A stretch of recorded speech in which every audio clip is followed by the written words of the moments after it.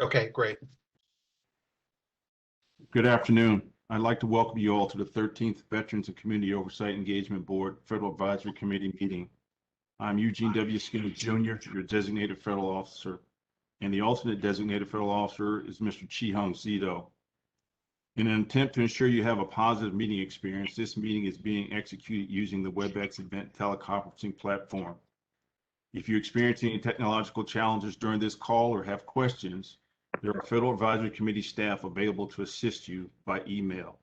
You may contact them at VEOFACA@va.gov.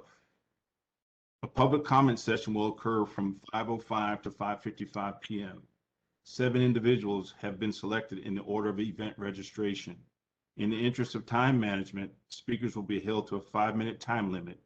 And if time expires and your name was not selected, or you did not register to provide public comment and would like to do so, you are asked to submit public comment via email. Again, VEOFACA@va.gov for inclusion in the official meeting record. Before I turn the meeting over to the chair, Lieutenant General Hopper, I would like to cover a few rules of engagement. 1, mute your phone line and silence all cell phones. Mute microphones on your desktop. The chair has requested to please turn your camera on if your system is equipped. Allow the DFO or VCOEB chair to yield the floor to you prior to speaking. The chair will ask for questions and/or comments throughout the meeting. Please hold all questions until the respective presentation is complete. Identify yourself prior to speaking. After speaking, be sure to mute your microphone and turn your camera off if required. A roll call vote will be used for all proposed recommendations. And minimize background noise while speaking. One last note, this meeting is being recorded. Now I'd like to turn the meeting over to the VCOEB Chair, Lieutenant General Retired John D. Hopper. Sir? Thanks very much, Mr. Skinner. Welcome, everybody. We're excited to have you here for the 13th meeting of the VCOEB. We have a very full agenda this afternoon to include some guests from the Department of Veterans Affairs. And we'll start, as we customarily do, with our Pledge of Allegiance. So if you would join me in the pledge. I pledge allegiance to the flag of the United States of America and to the republic for which it stands, one nation, under God, indivisible, with liberty and justice for all. Despite what the DFO said about noise in the background, I'm probably going to be the biggest offender in that I have some minor construction going on in my house here. I should have, I guess, moved out to make this work a little bit better. But I apologize. I'm stuck. I will mute at all times unless I'm speaking. So without further ado, let me ask Mr. John Bursler to step in and extend his welcome to you as well. John? Thank you very much, General Hopper. It's great to see you again, sir, and thank you for your continued leadership. And wanted to confirm that with DFO, do we have the chief online as of this at this time?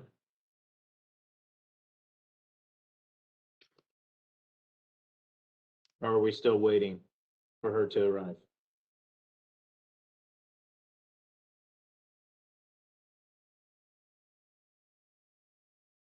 Sir, I see your EA online. I'm not sure if she's online. I'm still looking.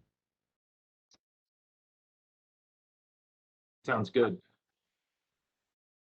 Well, please interrupt me when we get confirmation so I can introduce the chief. A lot's going on at the Veterans Experience Office, as always, and obviously with VCOEB and our other Federal Advisory Committee and the Veterans Families, Caregivers, and Survivors Committee, in addition to all the fantastic work that we do every day by measuring the customer experience and reporting on the customer experience using our vSignals platform and many other listening tools.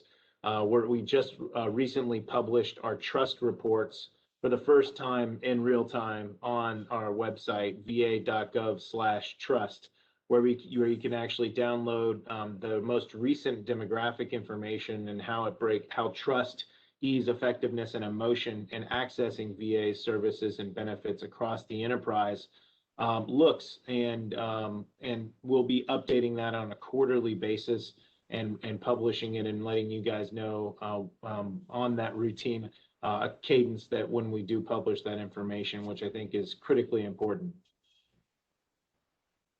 And we're very excited to have the Chief of Staff, Tanya Bradsher, with us here today. And as soon as we get confirmation that she's online, then I'll officially introduce her, and then we'll keep going with the agenda, because I know we have a lot to cover. Very good, Mr. Bursler. Thanks so much. Eugene, how are we doing? Sure, still working. Okay. So why don't we do this? We will Eugene, go ahead with the agenda. She's on the attendee list. On attendee list, okay. There you go. I have her now. I am transferring her to as a panelist. Very good, Chi. Excellent. Well, Eugene, then I'll go ahead and introduce the chief so we can continue on. So I'm honored to welcome the Department of Veterans Affairs Chief of Staff, Ms. Tanya Bradsher. Ms. Bradsher is the senior advisor to both the Secretary and the Deputy Secretary of VA, the federal government's second largest department, as we all know. She's also a 20-year Army veteran with combat tours of duty in Operation Iraqi Freedom. And before arriving at VA, she served on the White House's National Security Council during both the Obama and Biden administrations, on the Hill as Chief of Staff to Congressman Don Beyer, with the American Psychiatric Association as the Chief of Communications, and with the Defense Health Agency as Chief of Plans for Public Affairs. Please join me in a warm welcome for Ms. Tanya Bradsher, Chief of Staff of VA. Thanks for being on, Chief. Oh, thank you, John. Really appreciate the kind introduction. And Lieutenant General Hopper, thank you for your more than 35 years of service to the country and the Air Force, your continued service after retirement to our veterans and service members, and your commitment to this board's work since it was established in 2017. Let me also recognize Vice Chair Philip Mongo. Philip, your extensive experience and perspectives driving interagency and community collaborations from the grassroots to the national level is so important to this mission. Just want to do a radio check. Can everybody hear me okay? I just started. It's a little faint, Chief, but we can still hear you. So do you want me to, what can I do to make it better? Is that better? That's better. Yes, ma'am. I'll tell you what, let me get a little closer in. Apologize. I'll adjust. But we read you on that last transmission. It was just a little bit faint. And, you know, most of us are hard of hearing too, so. 10% right here, same. Those table 8. All righty. So thank you all for giving, Thank you for giving all of that and more to this work, and for your dedication to addressing homelessness in this country. And I know and I appreciate the value every member of this board. All of us are grateful for what you bring to this fight, your broad experiences, the expertise that you achieve in public service, and your commitment to helping bring an end to veteran homelessness. Your work here is for veterans, for the most vulnerable among them, who have given us and this nation their best and deserve the very best from us. And you're doing it without pay, and we recognize that. We deeply appreciate it, and we continue to depend on your advice and your recommendations. We welcome it and we value it, and we intend to take full advantage of it to end veteran homelessness. And here's why. President Biden has said that our country's most sacred obligation is to prepare and equip the troops that we send into harm's way, and then care for them and their families when they come home. Several days ago, a veteran came to our vaccination event right outside, we call it VCOEB, at the VA headquarters. He was homeless and had no shoes. Our clinicians got him his vaccine, and the good people who work in our canteen downstairs also got him some shoes. And it's a heartwarming story because of their generosity and their compassion. And it's heartbreaking as well. Heartbreaking because that man served our country. He should have shoes on his feet. He should have a roof over his head. The fact that he didn't is our nation's single greatest point of failure. In fulfilling that sacred obligation President Biden describes. So for that veteran and every homeless veteran he represents, I count it a privilege to represent Secretary McDonough to this board. And I count it a privilege to be on point for one of the Secretary's most urgent priorities, making significant progress in West LA as quickly and deliberately as we can. Because it is, in our estimation, it will have an outsized impact on veteran homelessness in broader LA and help us regain momentum across the country. And it will help us get back the success we had bringing down veteran homelessness in the beginning of the last decade. We know that you and so many people have been doing such hard work for so long to keep this project moving forward, especially our people in the greater Los Angeles healthcare system. And the Secretary's intent, my intent, is to honor that hard work by bringing to bear every available resource that good work comes to fruition for our veterans. Our position is clear on how important development of the West LA campus is to VA and to addressing veteran homelessness. I'll reiterate the commitment Secretary McDonough made to the National Coalition for Veterans Homeless last Monday at their annual conference. He committed to solving the problem that have caused delays in development. He committed to making the West LA development a model for the future. He also committed to driving progress on the successor master plan and committed to signing that plan before year's end. All of which is to say that we are committed to solving the problems that have caused delays in the development of permanent, sustainable housing for homeless veterans, a model community where veterans and their families thrive. Your contributions are critical to achieving every one of those goals, and we count on you and will depend on you. Before we transition to discussion, I'll touch on just a few points. First, I've received and reviewed the 9 recommendations you presented in March. They provide excellent insights into the complexity of the project and its current challenges. They were an excellent introduction to the kind of excellent work you're doing. Those recommendations are in staffing, and we look forward to getting them to the Secretary once they're through the review process. Second, I want to emphasize how important our engagement is with stakeholders and the GLA community. The information you can gather there and those perspectives will be instrumental in making decisions. We want to hear what veterans, their families, the community, and this board has to say and recommend.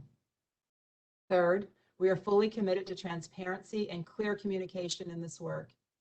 We will be transparent in the flow of information and sharing information. Fourth, a critical component of facilitating transparency and improving trust among the greater Los Angeles stakeholders is effective strategic communications. The community and stakeholders are expecting us to deliver what's in the current plan, and we will be especially important to communicate changes in the successor plan to all of our stakeholders. So managing expectations of our community partners in the greater Los Angeles community is critical, and consistent, clear messaging is the key. Fifth, as you develop recommendations, I ask that among other considerations, you think about rapid growth of the women veteran population, about any unique needs of the Gulf War veterans and Operation Iraqi Freedom and Enduring Freedom veterans, and about the potential impacts of evolving healthcare trends like telehealth and telemental health. Finally, I know that I appreciate the enormous complexities of this project. I admittedly admit that I don't fully understand them yet and can't fully appreciate them. I won't be able to understand the full breadth and depth of the challenges until I get out there. So I'm planning to head out to West LA in July. John and his staff are working on my itinerary.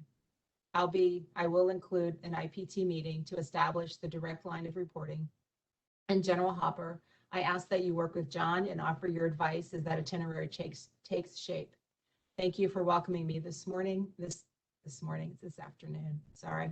And thank you all for the help to end veteran homelessness. And with that, I'm happy to take some questions and appreciate your thoughts. Thank you. Thank you very much, Chief Bradsher. We're delighted to have you here and delighted with your comments. I would venture to say, take a chance and speak for all of our board members to say we have seen the video of Secretary McDonough's comments, and we are happy to learn how he views this project. Which leads to sort of the first question that I have is is how does the VA's vision coincide with what is the draft master plan now? Understanding that that it is supposed to be revised as we go along and adjusted. Absolutely. Thank you so much.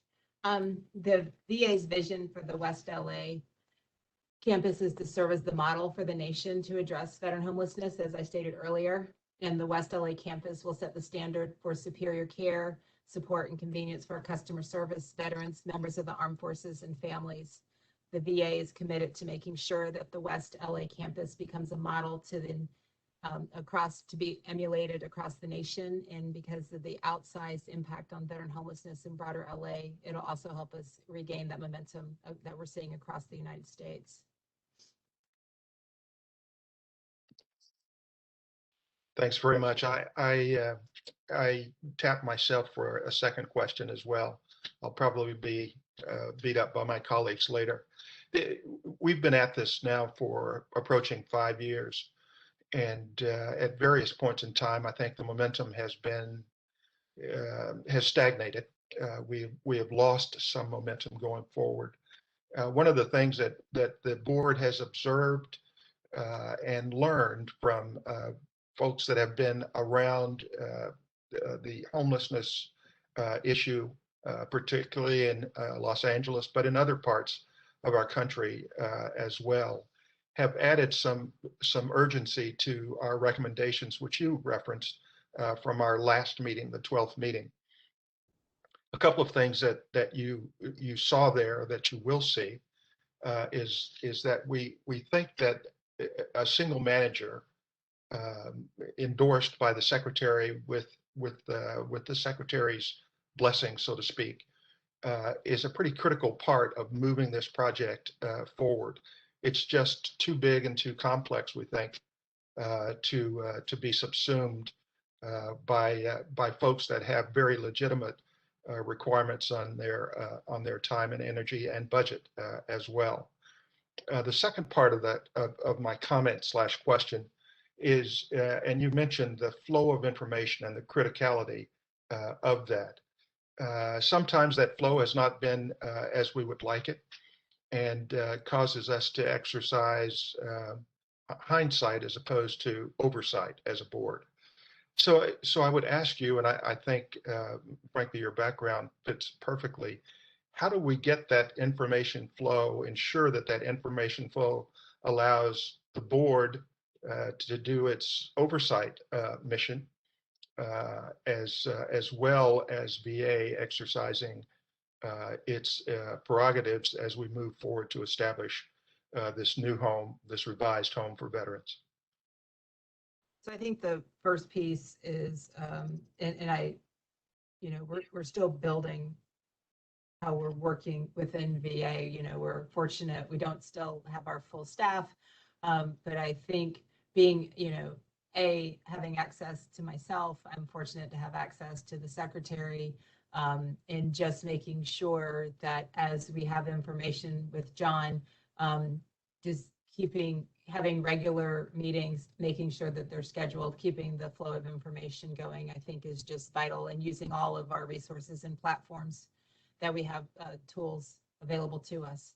So we're super fortunate. I was the Assistant Secretary of Public Affairs at DHS, and I look at what Kayla has, and quite frankly, I'm jealous at all the resources. But I do think we have a lot of various platforms for the flow of information, but internally, we also have access in just making sure that if you're seeing an issue and you need clarity or you need guidance of where the secretary is, that we're able to provide it for you. Thank you. I will yield the floor now to my colleague and one of our subcommittee chairs, Anthony Allman, Mr. Anthony Allman. Thank you, sir. Appreciate it. Chief, it's good to have you with us. I had a few follow-up questions specific to the draft master plan, and I know that you're very busy, but I'm sure you had an opportunity to maybe look over the executive summary. The draft master plan was adopted in January of 2016, so it's been quite some time. And it calls out 3 specific target demographics of veterans deserving particular use of the property: severely injured veterans, aging veterans, as well as female veterans. So as far as, from your perspective, how well do you think VA has committed to that, particular use of the property for those 3 demographics? Absolutely. I mean, we are, the Gulf War veterans are Iraqi freedom veterans like myself, Afghanistan, as well as our women veterans. We're one of the things we're trying to make sure across the board, and as I've been directed by the secretary, is to ensure that VA, including all the outreaches, are welcome for all veterans and have the services so that regardless of their ability, that they're also able to be taken care of. So that will be I'll be very focused on that as we move forward.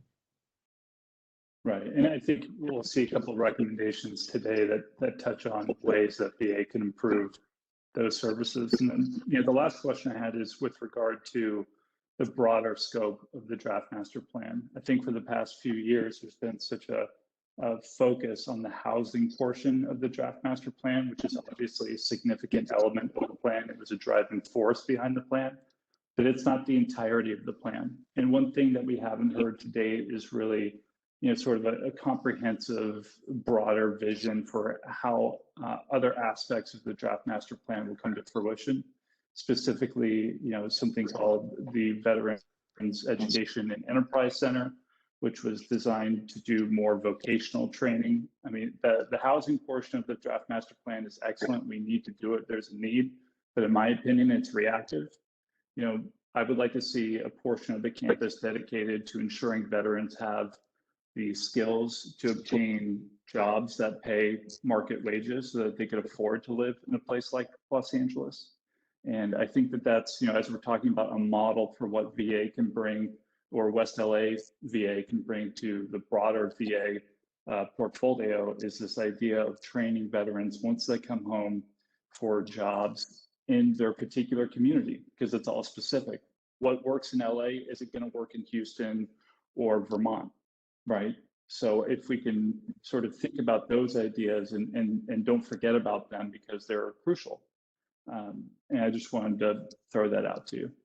No, I think it's great. I mean, I'm 16 weeks into the job, but what I am blown away is all the resources that VA has available to them. And I agree, homelessness is a piece of it, but hopefully we're able to do training that leads a path out of homelessness. And so using the resources that VBA has available, we just kicked off the VRAP program for those service members who lost their jobs during COVID.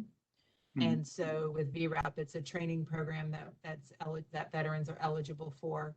And so, just bringing in, as we look at new ways of adjusting, but bringing in all of the resources that VA has to bear, right, not just focusing on homelessness. And the last thing I would touch on is, there's one element of bringing homeless veterans out of homelessness. And there's another element of making sure that veterans never fall into homelessness by virtue of having civilian skill sets. And so I think that's the real opportunity is there's a critical focus on homeless veterans, but what can this campus do for recently discharged veterans to set them up for success moving forward? Absolutely. And I look forward to getting the communities and, feedback, stakeholders when I'm out there in July. Great. Thank you. Thank you. Chief Bratcher, thanks so much for your time. We certainly do appreciate it.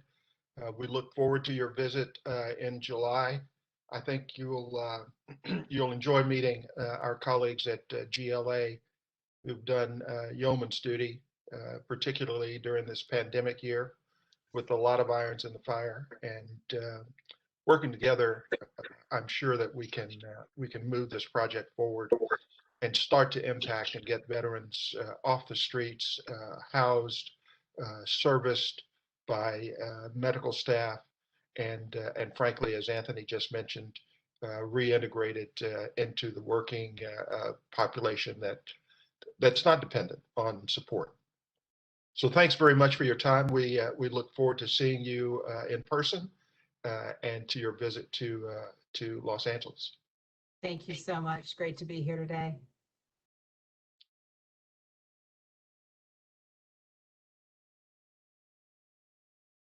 Okay, folks, continue now. We are just about right on time, and I'll introduce next Dr. Braverman, and with his remarks, and then a report from GLA.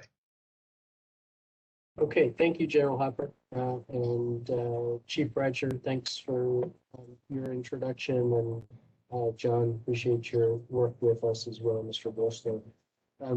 So I want to just bring up a few things to put some stuff into perspective about where all this fits within our overall healthcare system, and then talk about some actually advances since we met last time. First one is to just talk about the status with COVID. General Hopper, you mentioned that. And the good news is that we're in a situation here in Los Angeles where, because of the low case rate, that we can actually increase the opportunities for veterans and volunteers and visitors to be back on campus. So if things continue with the same trajectory over the next few months, then I would expect that your next meeting could be here if you wish to do that for the September VCOEB. Maybe in some kind of hybrid format where you have a combination of virtual and in-person opportunities. We have learned to do just that with many meetings now where our number of folks are attending in increasing numbers in person, but still having a virtual opportunity to attend. And that's really improved our communication across our entire enterprise. So that's a good thing. So volunteers are being allowed back on campus. We still have masking in public areas and in veteran-facing areas, but in private offices and outside and in non-veteran locations within the campus, the masks are no longer required. We still have COVID in the area. We have 2 inpatients on our hospitals today with COVID. In fact, neither one of them were admitted because of COVID, but were found incidentally. But the Delta variant is serious, and the more we can vaccinate, the better. We're actually at 67% of our veterans in our entire enrolled population is having been vaccinated. And what's interesting is if you took the decade of age, that almost corresponds with their percent vaccinated. So the older the veteran, the larger the likelihood is that they were vaccinated. Our youngest veterans are still the most vaccine resistant, and we continue to work with them. The other piece that also touches on some of Chief Bradsher's comments is that we lead our region, our network, our VISN in telehealth visits, and we will continue to do that. I would suspect that probably 2/3 to 3/4 of the number of telehealth visits we currently do will continue to do that despite having more face-to-face visits.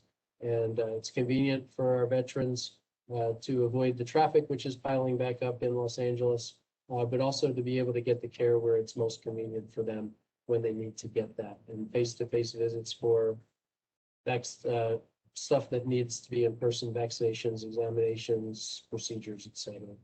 So that's good. We also get feedback from our veterans, and there's 2 primary sources we get that feedback from. One is V-Signals. That's a survey that goes out to both outpatient and inpatient veterans, and they respond back. For the last 6 quarters, our trust percentage has been increasing to where now, for the first time in the implementation of V-Signals in 2018, our trust scores are equivalent to that of the national average in VA. So that's I think it was 85.5% or so, which is good. Then SHEP, which is the satisfaction for inpatient cared veterans, very similar to Medicare's CAP survey. We now exceed the national average for satisfaction on the inpatient side and are well over 90% for all of the indicators. And each indicator has gone up during the pandemic and over the last 5 quarters. So we're pleased with that. Doesn't mean that we're saying mission complete by any stretch, but we're showing improvement from the perspective of what the veterans think of us. A couple of things that we've talked about in past meetings that I want to bring up. Number one is I had a very good meeting with Chief Bradsher last week.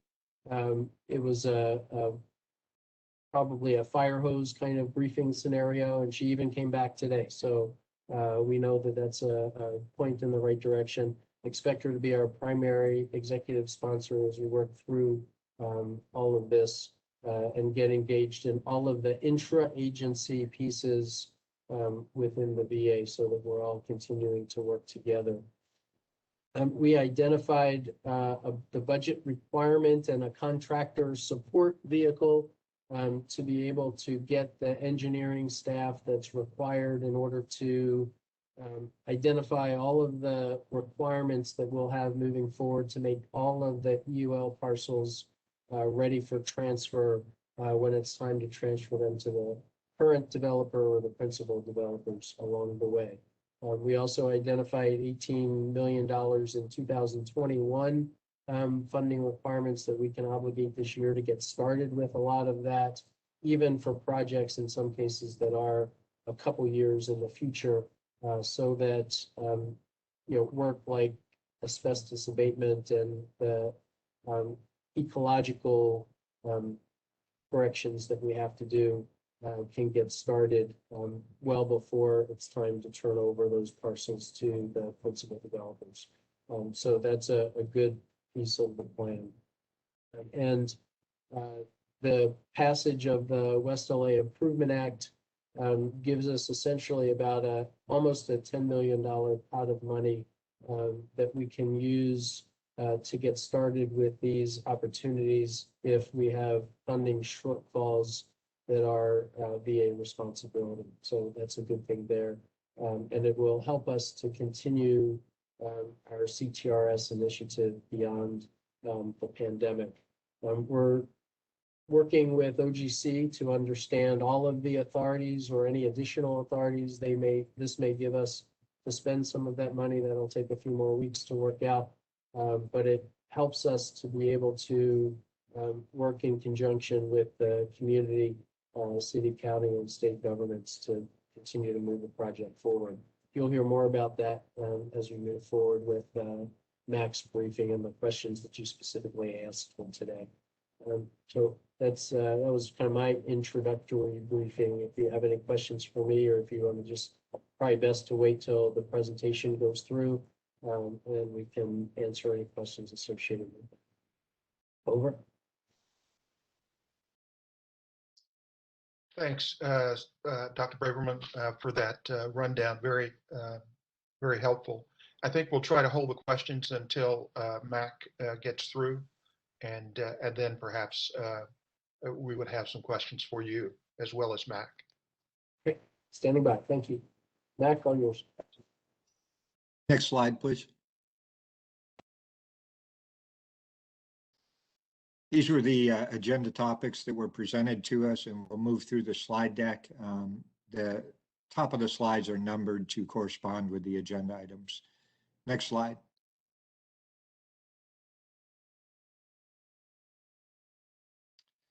On the left-hand side, you can see I tried to order these bullets in a logical sequence for you with some information. Office of Asset Enterprise Management leads the Enhanced Use Lease program for VA.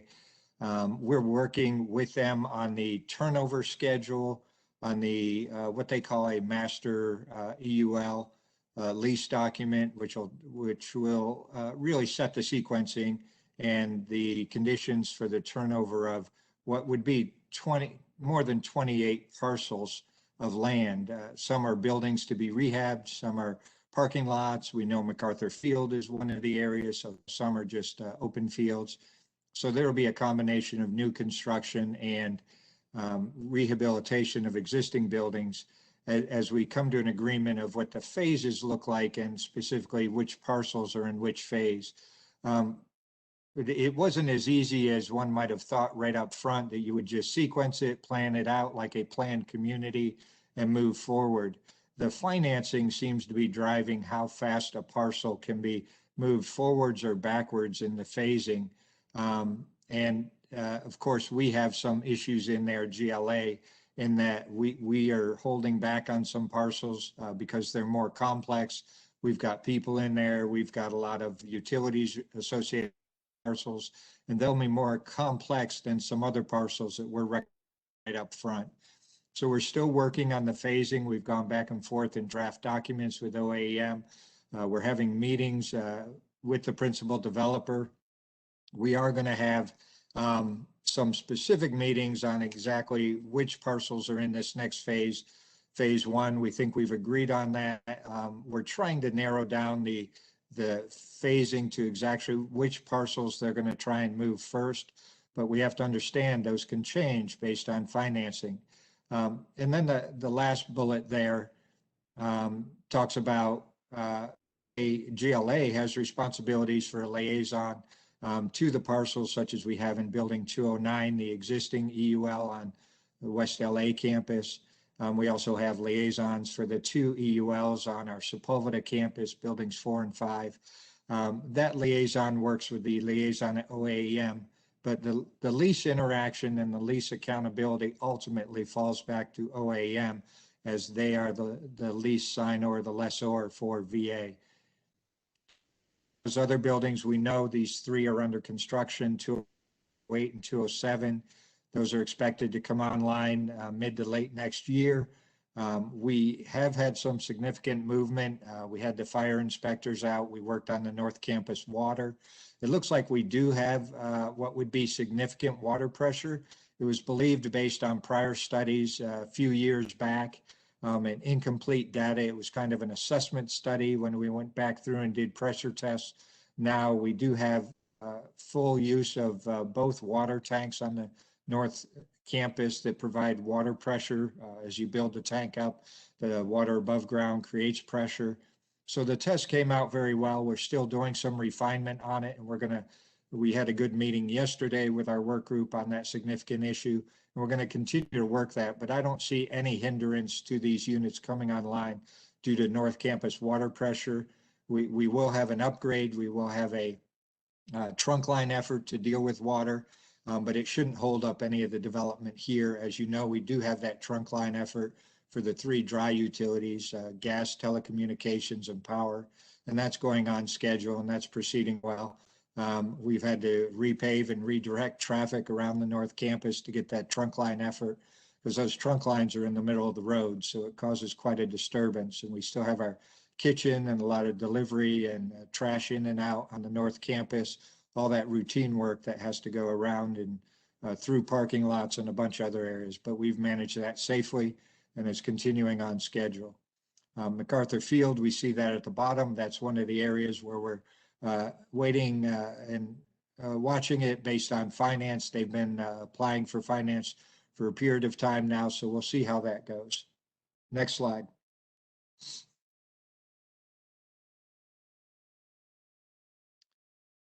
So phase 0, 205, 208, 207, you can see those are turned over, and you can see this is the first properties we've turned over for construction. 209 was already constructed before it was turned over. So it was not a construction effort. And this is where we learned that there are significant turnover issues that are GLA's responsibility to resolve on the VA side versus a principal developer or other entities. So we work those with OAEM and CFM. They've come forward with funding, OAM primarily, and we're working how to resolve each of these issues. The connections, each property has to be metered for power and water and other utilities so that the cost is not passed directly to VA, but we have the ability to meter each of those efforts back to the actual lessee for the building that's providing the services in conjunction with the construction entity overall. So we're working through those. We've got some things complete. We're working on additional items. We're hoping that in the future, when we turn these buildings over in phase one, it will have the majority, if not all of these pre-construction issues taken care of. And that's the survey work that we would talk about. Next slide. So here you take a look at phase one. One of these properties came forward from a further phase. So we're working that pretty quickly, trying to see what the sequencing is within the phase of these properties so we can resolve these issues. We're getting, Dr. Braverman talked about the 18 million that we're requesting to go ahead and do some this fiscal year, so we can really do ground penetrating radar to find these underground pipes. We know where a good portion of them are, but there's 150 years worth of underground activity on this campus. So there are older pipes that may be in the way that would have to be remediated. And then we do have utilities in a lot of these areas that we have to remediate. So Dr. Braverman also talked about those engineers, engineering. We did get support through the Vision Contract Office, have a contract in place. We have one engineer that showed up today, and we have, I think, 7 more resumes in queue that we're reviewing to build out that engineering team of about 9 entity individuals that will really work with the Office of Strategic Facility and Master Planning in GLA and our engineering team under Ed Amador, our chief engineer. And those engineers will really be doing the surveying and preparing a lot of the work that we need to get take care of each of those issues that we identify for turnover. So it's a prioritization, and it's a movement to clear those parcels so that we turn them over in what we're trying to define as a turnover ready status. But until the survey work is done on each parcel, we really don't know the depth of the issues that we might run into, whether they're below ground, behind the walls. But we do have some decent survey work that we've already done in the past year and a half, 2 years. So we know where some of the asbestos and other things are, and those are the projects that we can reach out and get done, started now, even though those parcels may not be in the window for a year or two. But getting that contract work underway and getting those hazardous materials abated. Okay, next slide. Just looking at a few more buildings there. And working through some things. Building 300 is our kitchen area. So with the construction of the new kitchen on the South Campus, that's about 25% complete. That allows us to move our kitchen operations to the South Campus and turn this building over, which I understand the principal developer is proposing 50%, or the upper floor for EUL housing and the lower floor for services. Still in discussions as to what that might look like. And of course, working with general counsel to make sure that how that's structured is appropriate. You can see lot 49 on there. Parking, there were a couple of lots on the other slide. So as the principal developer proposes to construct buildings on top of parking lots, and we have construction and we have trunk line construction, you can see how hard it's going to be for VA employees, staff, visitors, others on the North Campus, and veterans to get around if we give up too much parking too quickly, and how we manage that and where we're using our parking. Of course, we've moved to all the future contractors coming on campus. They either park on the parcel that they're working on, or they have to shuttle their staff in. There's going to be no parking in our parking lots, no parking in the streets, all that kind of stuff. So starting down on how that works, we've got a good work group.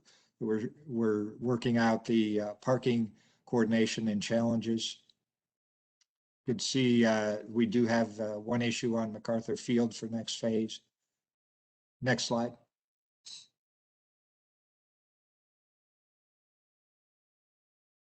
So that was the basic update on the North Campus. We've had no movement on the South Campus. At our level at GLA, we know that the Office of Construction Facilities Management, CFM, is working to revise the flow and the timeline and the options for the South Campus. So we're waiting to hear back from them and engage again on South Campus construction. But we expect that construction will take care of the utilities on the South Campus, but those are not necessarily dependent on the utilities on the North Campus. We're still moving forward with the request for funds and the utility work on the North Campus, which I refer to as trunk line work in most cases, but there will be other utility projects on the North Campus to upgrade those utilities and make sure we can meet the capacity and that we have good infrastructure in the ground. We don't want to be digging it up 5, 10, 15 years down the road. So that's it for the draft master plan point of view for construction and activities in that area. I'll turn it over to Matt to address the next few questions. Matt McGarren. Thanks, Mike. Good afternoon, everybody. So the number 3 on the agenda was the request for information about our plan to work with the state, county, and city for their budget. There's a lot of budget rebalancing being done with the state and county and city. So we already have a lot of coordinated efforts between our federal and state and local agencies, and we will continue to remain engaged with those agencies. But we do have some more specific issues. Of the state, we've been approached by some state officials in the governor's office regarding their ability to donate trailers to us, and also with the city regarding the ability to partner with us about having tiny homes as sort of an evolution of our CTRS initiative. We also have we always have worked with local agencies, public housing authorities, the city council, the county officials on solutions for homeless veterans. And we work with our community partners to support our homeless veteran initiatives with meals, donations, and other volunteer opportunities.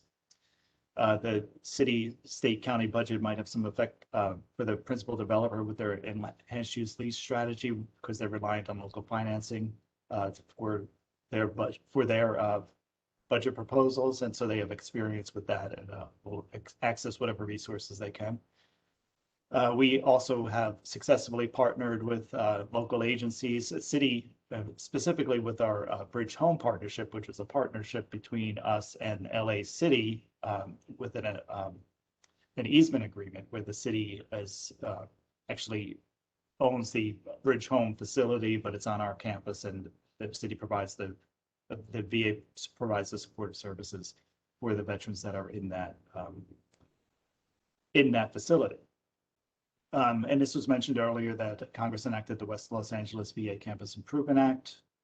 And so we're still working through the details with our OGC, but specifically the act broadens the VA's authority to support construction, maintenance, and services at the campus related to temporary reporting supported housing for homeless or at-risk veterans and their families, renovating and maintaining land and facilities at the campus, carrying out minor construction projects on the campus, and carrying out community operations at the campus that support development of emergency shelter or supportive housing for homeless or at risk and their families.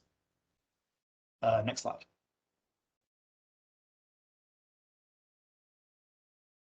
Next slide. Back.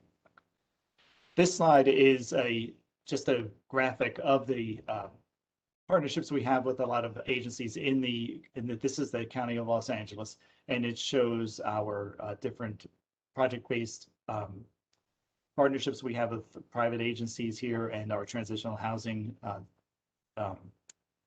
organizations are in black. The transitional housing is in black. The project-based housing projects are in green and red. The green ones are operational, and the red ones are targeted to be operational within the next year or so. So you can see we already have a lot of partnerships and a lot of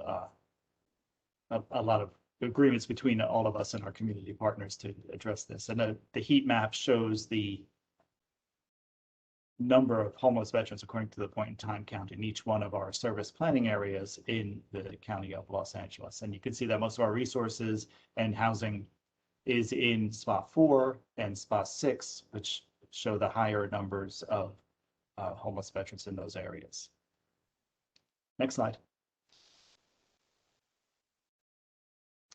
So this is agenda item number 4, which is our strategy for working with the veterans outside the gate. This is the veterans that are on the road right outside our gate. It's called San Vicente Boulevard, and there's a veterans row is the self-titled name of this encampment. This started in May 2020 by some community activists with all good intentions to support homeless veterans that are in the area and veterans that felt that they did not have the opportunity to use the resources that we have on campus. The encampment has grown from 16 veterans to 40, and I think it hovers somewhere in the 30s right now. But all the veterans that are there have been offered services if eligible, and services outside the VA if they're not eligible for VA services. Currently we have resources to house all the veterans that are on Veterans Row. I'll show you the next slide will show that, but stay on the slide for a minute.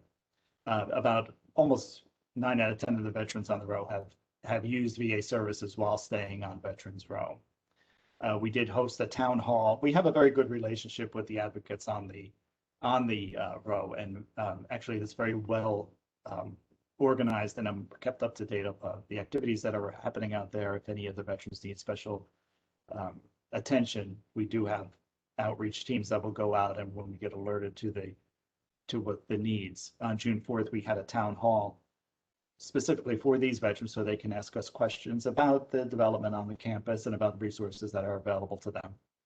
And it was successful, very successful, very open, honest dialogue between us and them. And we actually have another one planned for next Friday, July 9th, to have another town hall with those same veterans. Next slide, please. This is the picture of the CTRS initiative, which again was the initiative that we have on campus where veterans can come in with a low barrier entry into our programs with supported services wrapped around the veterans and 3 meals a day and 24-hour security. This is available to veterans outside the gate, and I should mention that the strategy for homeless veterans on San Vicente is the strategy for all homeless veterans in our catchment area.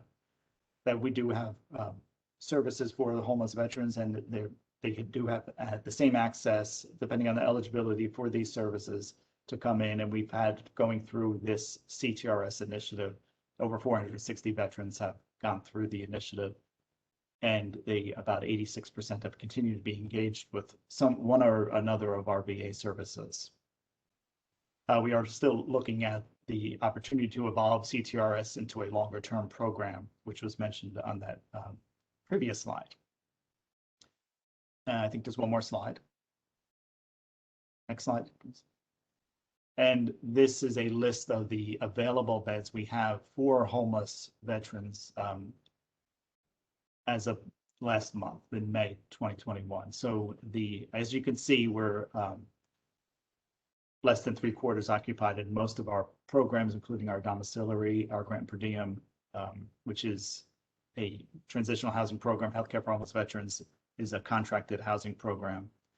And veterans that are not eligible for VA healthcare can go into our grant and per diem transitional housing programs.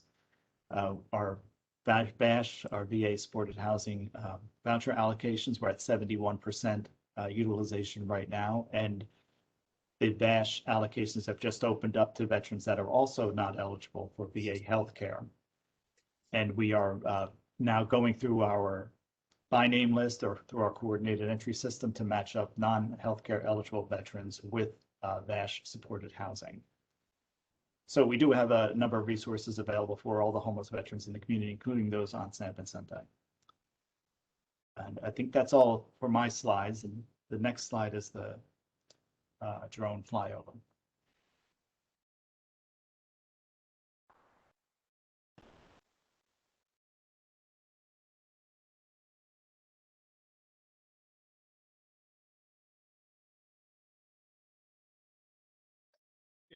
Is there narration for the flyover? How do we get this started? I don't believe there's narration, sir. It's just a flyover from the drone, but I believe it runs better than 12 minutes. So I'm not sure if you want to view that here or make it available in some form. Yeah, if it doesn't have any narration, perhaps let's make it available. What's the format? Is it on YouTube or something? It's linked through a file here, sir. Links back to VA, as far as I know. But we can take it and add narration if you want that. I can set up for us to do that. We could describe the buildings. I don't know what else you might want for narration. Yeah, I think describing the buildings would go a long way to, particularly for our newest members that haven't had a chance to see much of the campus at all. So why don't we do that rather than having us just look at the video with does it have captions or? It does not, sir. It's just a video flyover. Yeah, okay. Let's put that together with either some narration or with some captions or something so that I mean those that are not entirely familiar with the campus can have some idea of what which buildings they're looking at. So let's if you can do that for us, Mac, that would be good. Let's try questions in before our next presenter. I know that Mr. Mangano has a question. Philip, can you hear us and can you speak?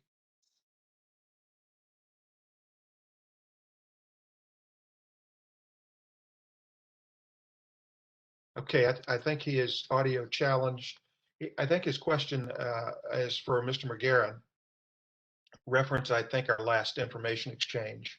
And I believe, Mr. McGarren, you're going to reach out, promise to reach out to the governor's office. Mhm. And as far as Philip knows, no contact from you and West LA to the governor's office. So Mac we had a call with the governor's. Mac had a call with the governor's office regarding the possible trailer donations to us. Okay. So sir, if I can try and answer that. So we did have a call. We did hear the offer to donate trailers. We are working with the general counsel folks on donations and what we can receive, whether it's a tiny home or a trailer. We have dialogue with the city versus trailers and the ability, and then there's dialogue with community about donation of tiny homes. So we're working on which would be best for GLA. We're also working with general counsel and the new legislation that just came out that Dr. Braverman talked about, the West LA Improvement Act, as to what we can do for donations, how we can receive them. We know the funding allows us to do some wraparound services and construction and other activities that would be required to keep those things sustainable.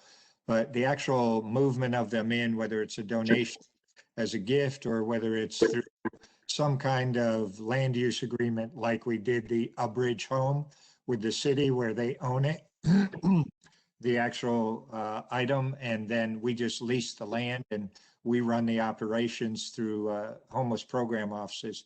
So we're working through all that, sir. Okay.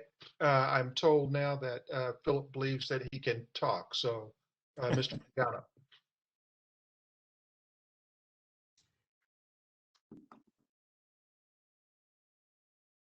Mr. Chair, this is Anthony. If Philip is having a difficult time, can I jump in on a couple questions?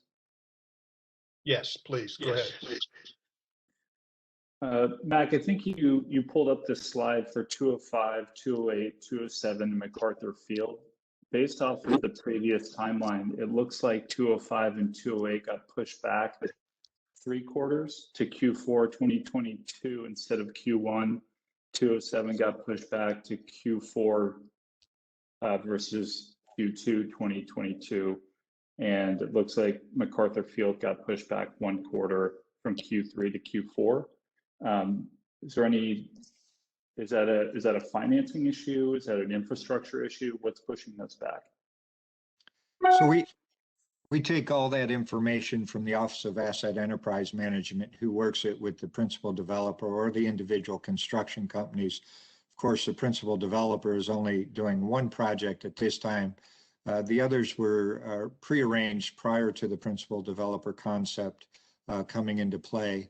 And each of those companies tells us, according to what they find during the project, what the impacts of COVID were and other things.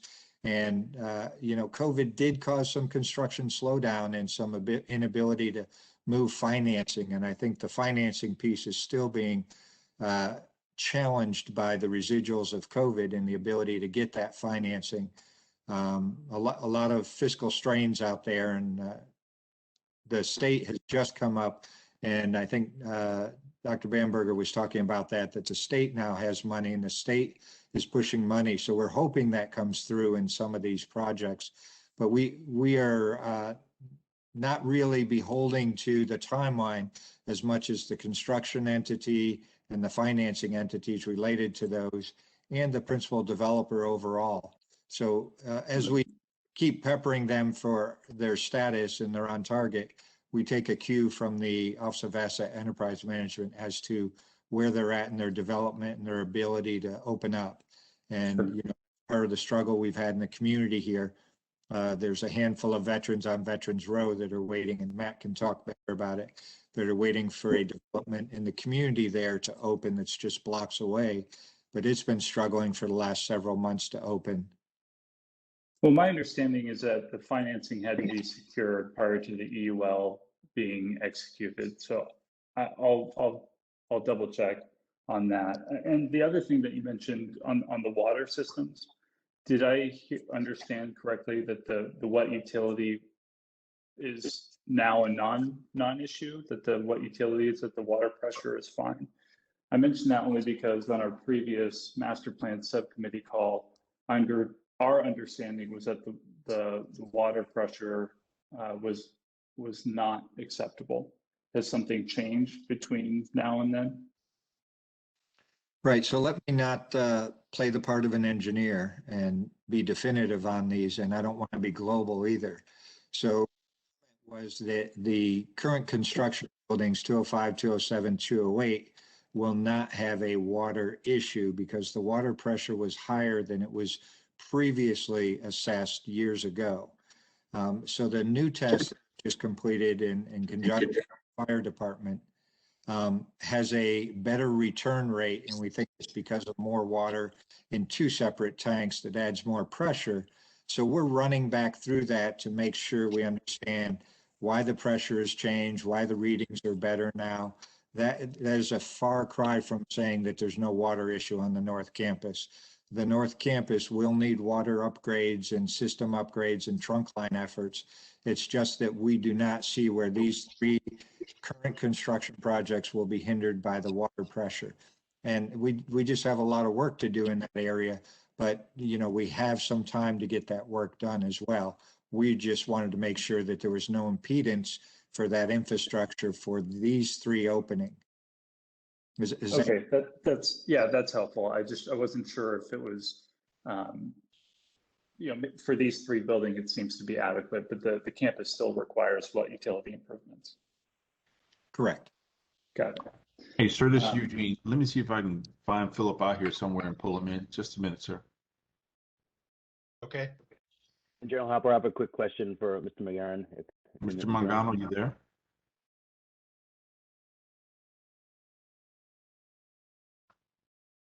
Mr. Mangano, are you on this line, please, sir?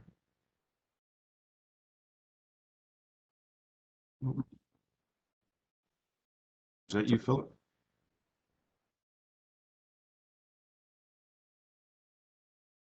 Mr. Mangano, are you on this line, sir? Yeah. Okay, gotcha. I'm going to move you over Great. to a panelist. And so you're unmuted now, Philip. Go ahead, sir. So I just wanted to follow up on the questions that the general was asking about. I was actually the person who set up that call between the VA and the governor's office. I was on that entire call. And during that call, the governor's office asked for whatever was needed and made offers. This is the governor who's just released a budget that has $12 billion with a B dollars targeted to homelessness. And the promise that was made was that the VA would get back to the governor's office with response to both the offer of the trailers and other matters that would be helpful to the VA. That remains, I think now it's 2 months. unresponded to, despite the promise that was made to get back to them. So my concern is that this is something I know about tangibly. I know about it palpably because I was involved in the call. I listened to the call. I took notes on the call.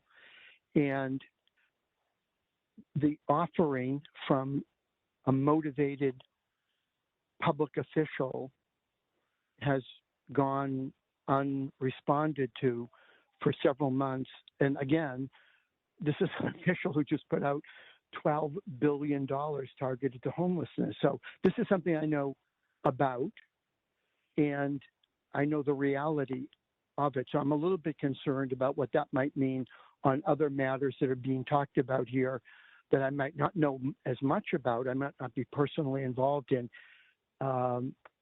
terms of the follow through and the follow up on offers that are being made. So that's my continuing concern. And in fact, the response that was made to the general was in fact the exact response that's been made now for 2 months in a row. So that remains my concern, as it was at our last meeting, as it was in the meeting before that, as it was in terms of the impetus to set up that call. Thanks, Eugene, for connecting me. I appreciate it.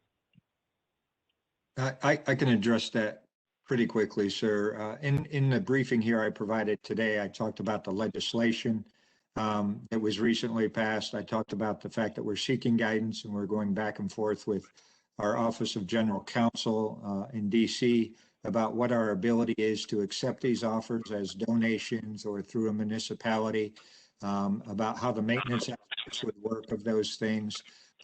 This legislation currently, as Dr. Braverman said, does allow us to use about $10 million for some of the wraparound or supportive services, but we're struggling with the ability to get things outright and how we get those donations. So we're working through that process on the VA side, and I appreciate all your efforts and your involvement, and we'll continue to work that. And when we do have definitive answers that we can stand behind, we will get back to those individuals that have made offers, to include the governor's office. Thank you. Well, it's just, again, I would say, what we're talking about are veterans at your gate who are involved in an encampment. We know that there's been an untoward thing or two that's happened there already. That would, if that doesn't initiate some urgency, I'm not sure quite what would. And again, I'm struck by the great report on the COVID crisis. And I remember when you told us definitively that you had the authority to muster whatever was necessary in terms of resources and personnel to respond to a crisis. You yourself had that authority. So I can't quite figure out why now several months have gone by with zero response to a governor and a continuing putting off of this to Washington, when on the COVID crisis, you had the authority to act on your own, according to what was reported to us. So I guess what I would just conclude with is I would encourage someone from your office to get back to the governor's office to maybe to explain why you haven't gotten back so far, and that you're working on this, and that it's taking several months to get a technical ruling on the well-being of veterans who are out in an encampment at your front door. Thanks. General Hopper, this is Rob Beglin. I wanted to ask a follow-up question kind of related to that. Yeah, Rob, let me, Josh Bamberger, or Dr. Bamberger was in there. Let me get Dr. Bamberger and then Rob, you're next out. Thanks, General Hopper. Quick question, sir. That one picture that you had on your slides was so intense. You had the tents on San Vicente behind the CTRS program. What is the veterans who are on the San Vicente Boulevard encampment, what are they saying as to why they won't move just to 50 feet or so on the other side of the fence to get services that are being offered to them in what sounds like a very similar setting, but with more services, more safety, more protection, more legitimacy? Can you respond to what you're hearing from them as to what the reluctance to doing that is? Thank you. Well, I mean, there are about 30 or 40 veterans there, and there's 30 or 40 different reasons. So each veteran is an individual, and they have their own reasons for choosing to live the way they live, and we are there to support them when they decide they want to come inside. Any specifics you can offer just briefly, just to give us a sense? I mean, I think you're probably offering everything you can, and they're just not accepting it. So I think it'd be really helpful to hear some of the reasons why people are not wanting to take those on. Well, I wouldn't want to. Feel like you can't because it's privacy. I understand that as well. No, I wouldn't give a person's name anyway. But there are a variety of reasons. Some of the reasons are that the housing arrangements that we do have don't fit with what their desires or what their needs are. So there are some veterans. So some of our transitional or emergency housing is congregate living, and a lot of veterans. Some veterans would not want to live with other veterans. Some veterans do like living outside of. Outside the gate and in a tent, and it's a community that they have out there, and they're very comfortable with that community. To come inside the gate to CTRS, there are we do have a behavioral contract, and we do ask that veterans to participate in a permanent housing plan. It's very low barrier though, and that's again open to veterans if they choose to come in or not. And I would say the main reason that veterans would not want to come in is because that's not what they want to do at this time. I mean, I can't give a real more specific reason than that. I mean, a more global reason than that to say why they're not coming in to use the services that we have.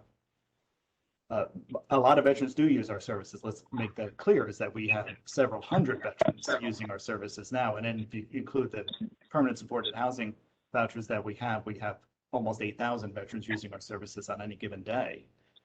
The veterans outside the gate are 40. So the vast majority of the veterans we come in contact with are using services that we have. Thank you. Okay, let's move on and get Rob's question in, and then we'll get Dr. Fabini on. Mr. McGarren, I'd recommend to you that this is not the last time you're going to get that question. It's not the last time you're going to get it from us. It's not the last time you're going to get it from external authorities or newspapers tonight. So you ought to summarize somehow, looking for whatever common threads might exist as to why the folks on San Vicente would turn down the service. I understand I understand the desire to have a reason, but I don't want to simplify it to make it that I don't want to make a statement that characterizes all veterans for the same reason. Yeah, I'm not asking you to simplify it. I'm just saying you're going to continue to get the question. So you ought to be looking, it seems to me, for whatever the common thread is, so we can look for, perhaps you can look for some solutions to help those folks out, and to frankly remove that as just a mark that continues to exist right outside the gates of GLA. So let me, Rob Beglin, please. Yeah, Matt, I just wanted to ask to make sure I understand the scale of the challenge on San Vicente. Is the total size of the encampment 40, or are there only 40 veterans among a larger group? The total size, so it's been up to 45 or 48, I think, at the height, and almost all of them were veterans. So there's not a non-veteran homeless population, not a large, maybe one or two people, but not a large non-veteran homeless population out there. Okay. And when you guys were giving thought to the location of the CTRS site, did you think that by locating it near the existing San Vicente entrance, it would be as low a possible barrier to entry? Was that the rationale for siting it so closely? But the rationale was with that's where we had the space. Yeah. I mean, I will tell you, and I've not talked to anyone on that row, but the one challenge I think you face with that location is the CTRS site doesn't offer much in the way of an improved aesthetics, but it puts someone within a fence on our terms, meaning on the VA's terms. So, you know, I'm not suggesting we should have offered them the golf course. although there are moments where the homeless crisis has caused me to wonder if we should have. But I do wonder if what we're offering them is different enough from what they're feeling on the street as to be an inducement. And I just want to echo kind of Phil's and Steve's comments. I think addressing the optics of this issue is something the West LA leadership has got to tackle. When I tell people I'm working to redevelop West LA's campus, the first question I get is, what is going on with the veterans encampment? And when can that be addressed? And I have tried to make the point with them that we've offered the options for people to come on campus. But optically, it leaves us in a terrible situation. It's the modern day version of people driving past the chapel and for years wondering how VA could let a chapel disintegrate. The optics are worse than we could ever imagine because we know the issues. So I know you guys are trying to tackle it, but I'd ask you to give some creative thinking to whether there are things we might be able to do to get people out of the encampment. Okay, thanks, Rob. Let's move on now to Dr. Fabini and the Colma Veteran Village. Dr. Fabini. Hello, everyone.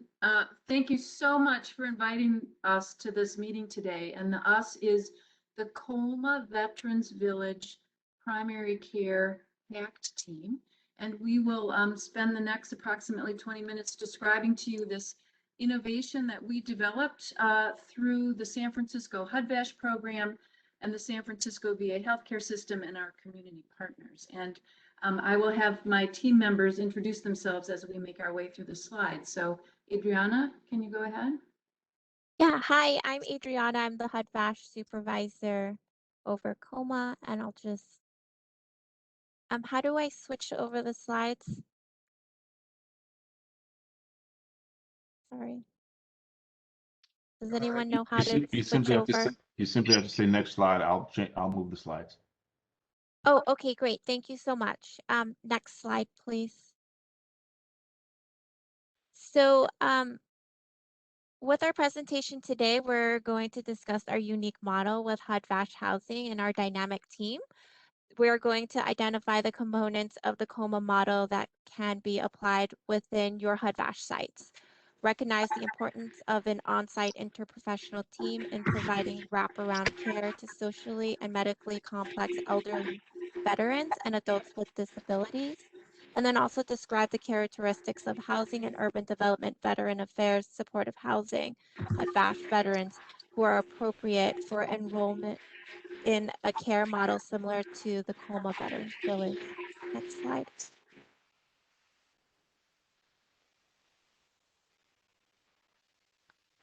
So as we go, the next slide.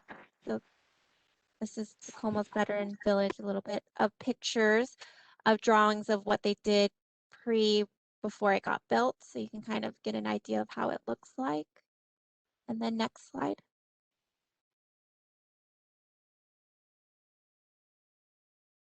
Next slide.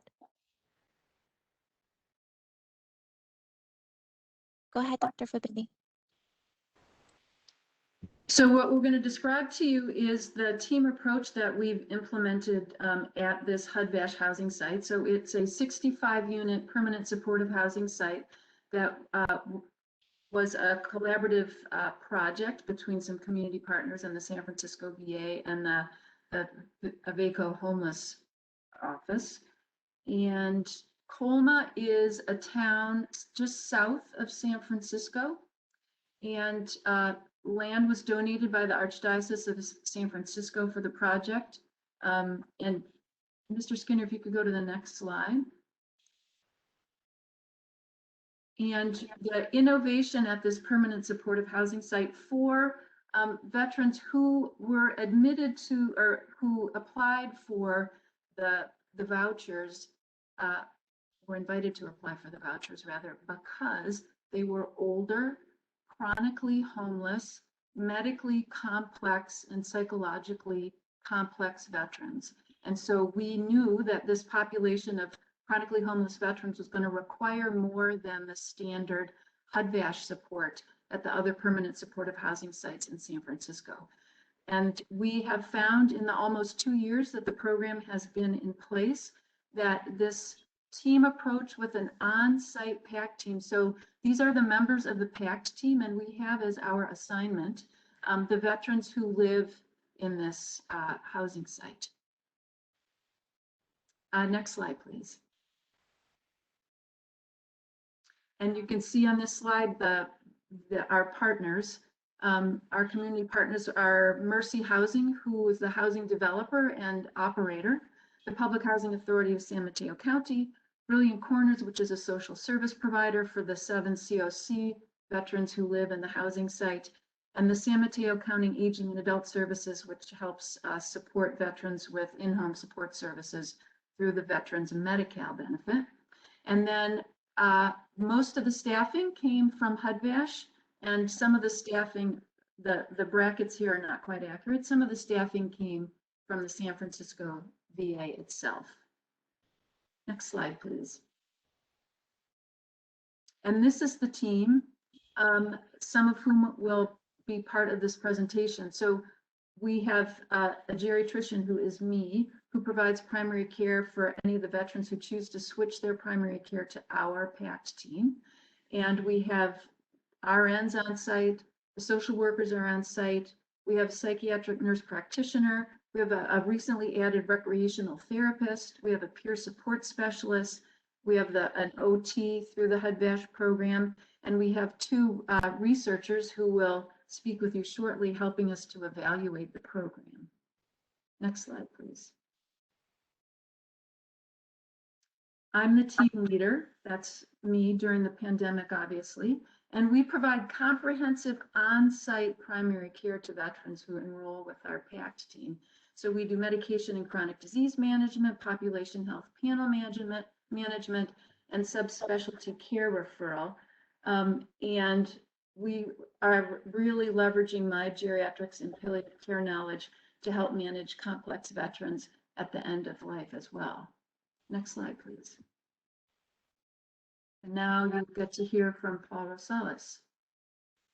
Hello, everyone. I'm Paul. I'm the HUD-VASH nurse here in Colma, and I'm going to talk about what makes our program so unique and innovative. To start off, HUD-VASH nursing mainly focuses on mental health, but here in Colma, we provide primary care, home health, RN, and mental health support. Starting with primary care, first of all, we established a PACT team specifically for the veterans here, and anyone who was willing to switch to Dr. Abini as their primary care provider was able to do so. As far as triage goes, I'm able to triage the veterans in the clinic. In the facility, I actually have an office space, no clinical space where we could do assessments on the veterans. And if I see them in the hallway, if they have any issues, I can bring them aside, or even in their home. So triage can happen anywhere at any time, and proper referrals could be made since Dr. Kabini is just a phone call away. I do a lot of care coordination and intensive case management. A lot of our veterans, due to their comorbidities, do require specialized appointments. And especially during COVID, it's been so hard to kind of, navigating the VA could be a challenge. And so mainly our role has been organizing the veterans' appointments, getting them to their appointments, explaining to them what the procedures are for.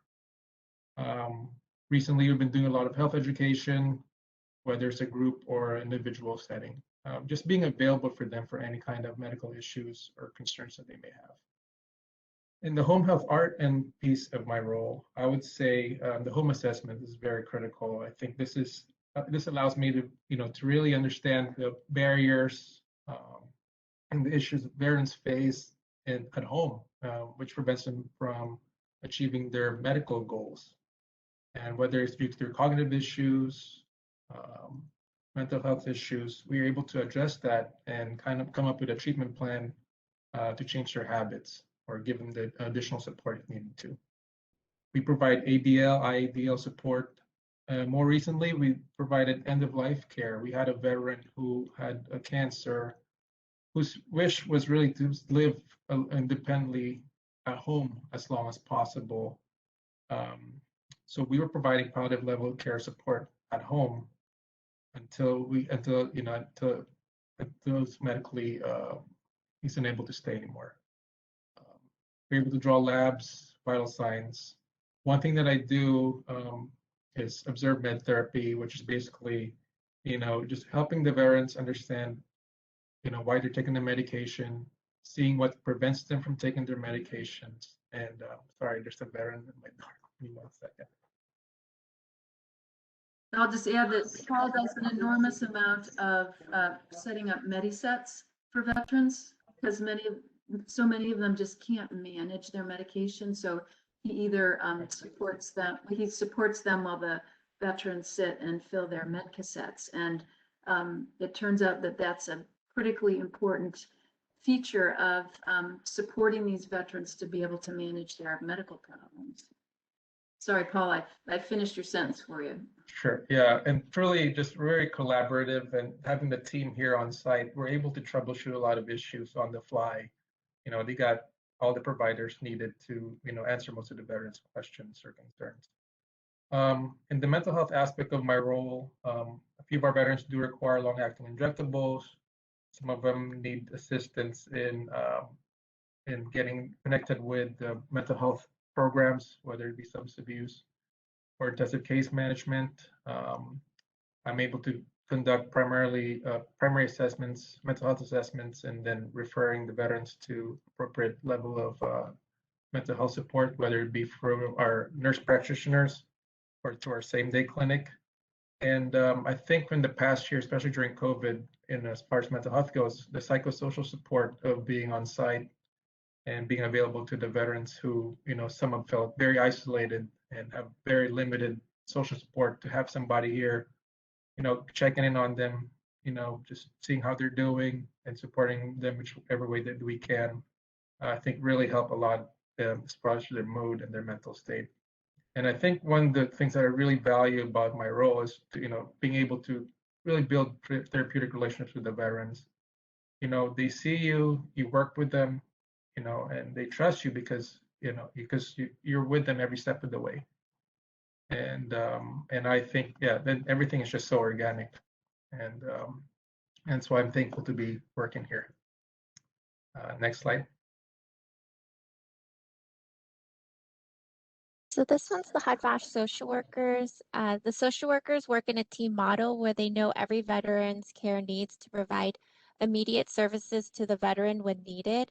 The social workers also provide clinical case management, intensive psychotherapy, care coordination to community resources and within the VA programs. The social workers are also the liaison between the San Mateo PHA and Coma Property Management. Next slide, please. So our HUD-VASH peer support, these are some really great pictures of him. Our peer support specialist is also a crucial part of the team where he provides the extra layer of support to the veterans by creating collaborative relationships and reinsurance. The peer support specialist also has Kevin's Cafe where he provides free coffee, tea, or hot chocolate right in front of his office that creates a relaxing and welcoming atmosphere. Kevin also facilitates a once weekly gardening group that you could see below. Next slide, please. So this was a really great addition to our team at Coma. We have a recreational therapist. She helps improve the veterans' physically, social, and their emotional well-being. The recreational therapist provides a whole health approach, facilitating meaningful groups, and also meets veterans one-on-one in their home to provide them with that extra attention. Next slide, please. So what has worked well for the team? The team is amazing with great teamwork, flexibility, and have the same passion in serving the veteran population. The team is in constant collaboration daily and has a once weekly VA Teams meeting that we believe to be crucial in providing the best care to the veterans.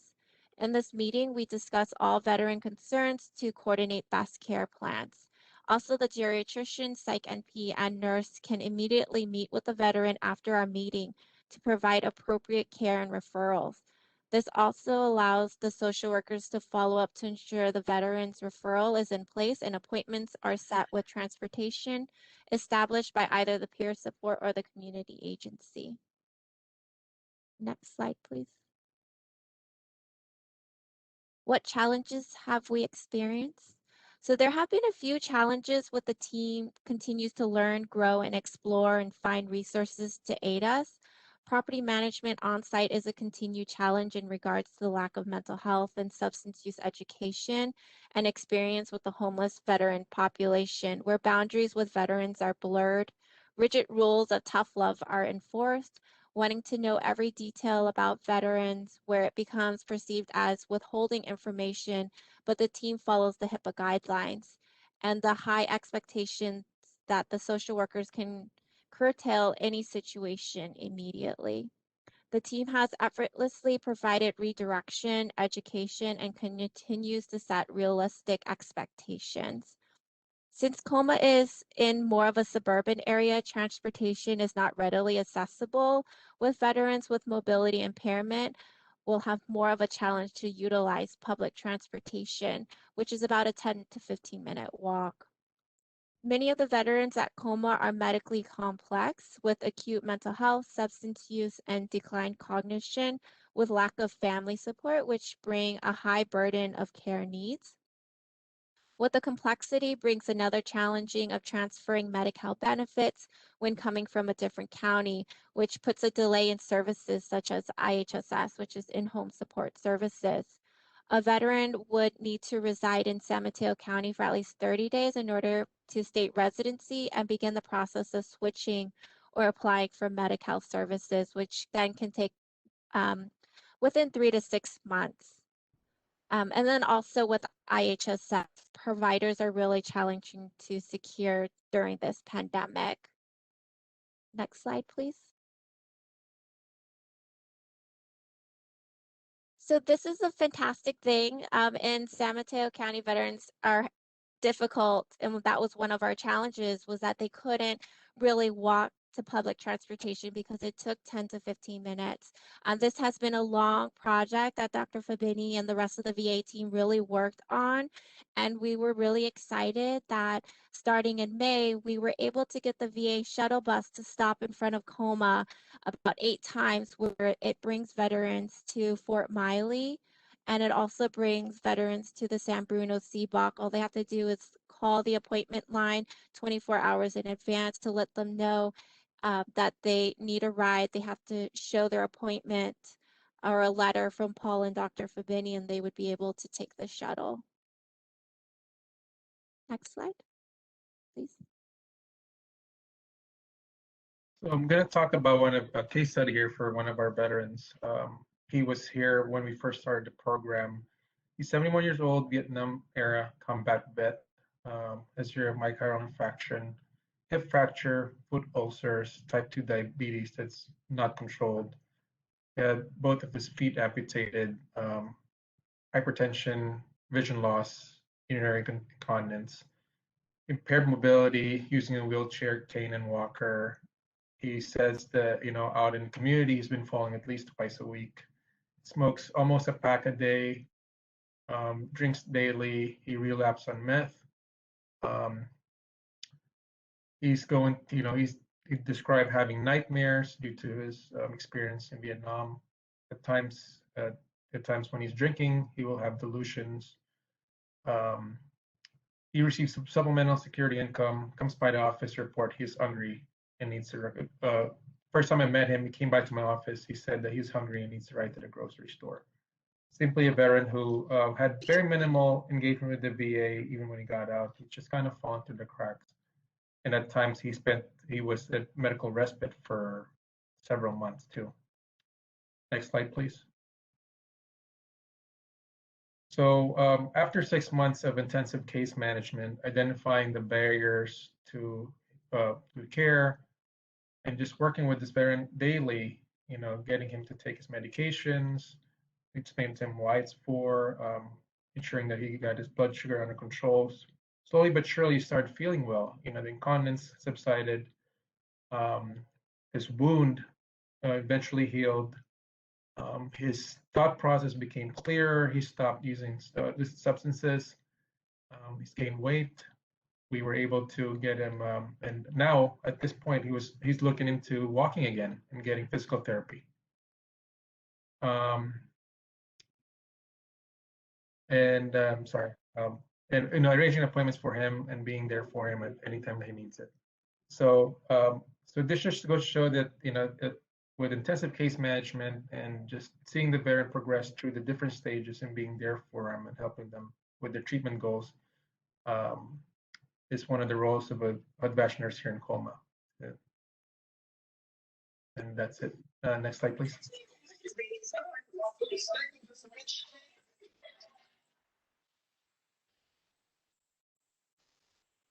Oh, Mr. Skinner,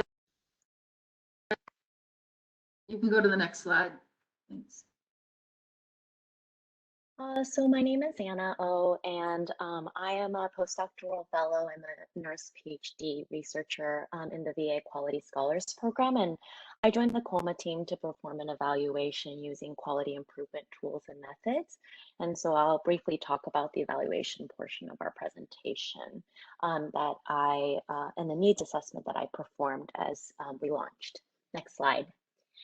So we started with I started by creating a SMART aim for the overall evaluation, which was to ensure that 90% of our current Colma residents renew their lease 1 year after move-in. And renewing the lease kind of means that the veteran was successfully able to transition from experiencing homelessness to being successfully housed. Next slide. While we came up with several process and outcome measures related to this project, related to this SMART aim, it was the first row that we increased the length of stay for veterans by decreasing the number of lease violations and helping the resident to abide by some of the property management rules. Next slide.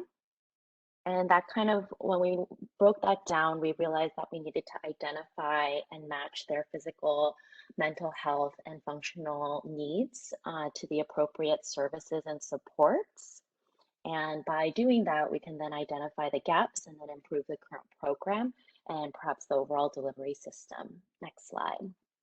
So we used a PDSA cycle to establish a baseline profile of the veterans at Colma. We initiated the interprofessional team in November of 2019. And then we used a chart review of veteran and staff interviews and observations of weekly team meetings to determine the veteran needs and specifically the functional impairments of the veterans on Dr. Fabini's panel.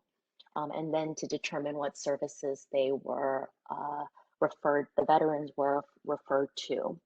Some of the challenges that we encountered during the interview was that veterans were unable to complete some of the interviews and the inability to interview certain veterans due to their cognitive impairment and lack of a present family member or caregiver. Next slide.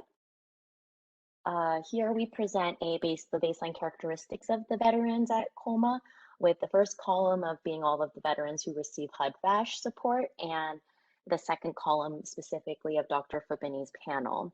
And as you can see, the veterans at Colma are older. The majority have no service connection. They're low income with an average income of about $17,000, and they have Medicaid.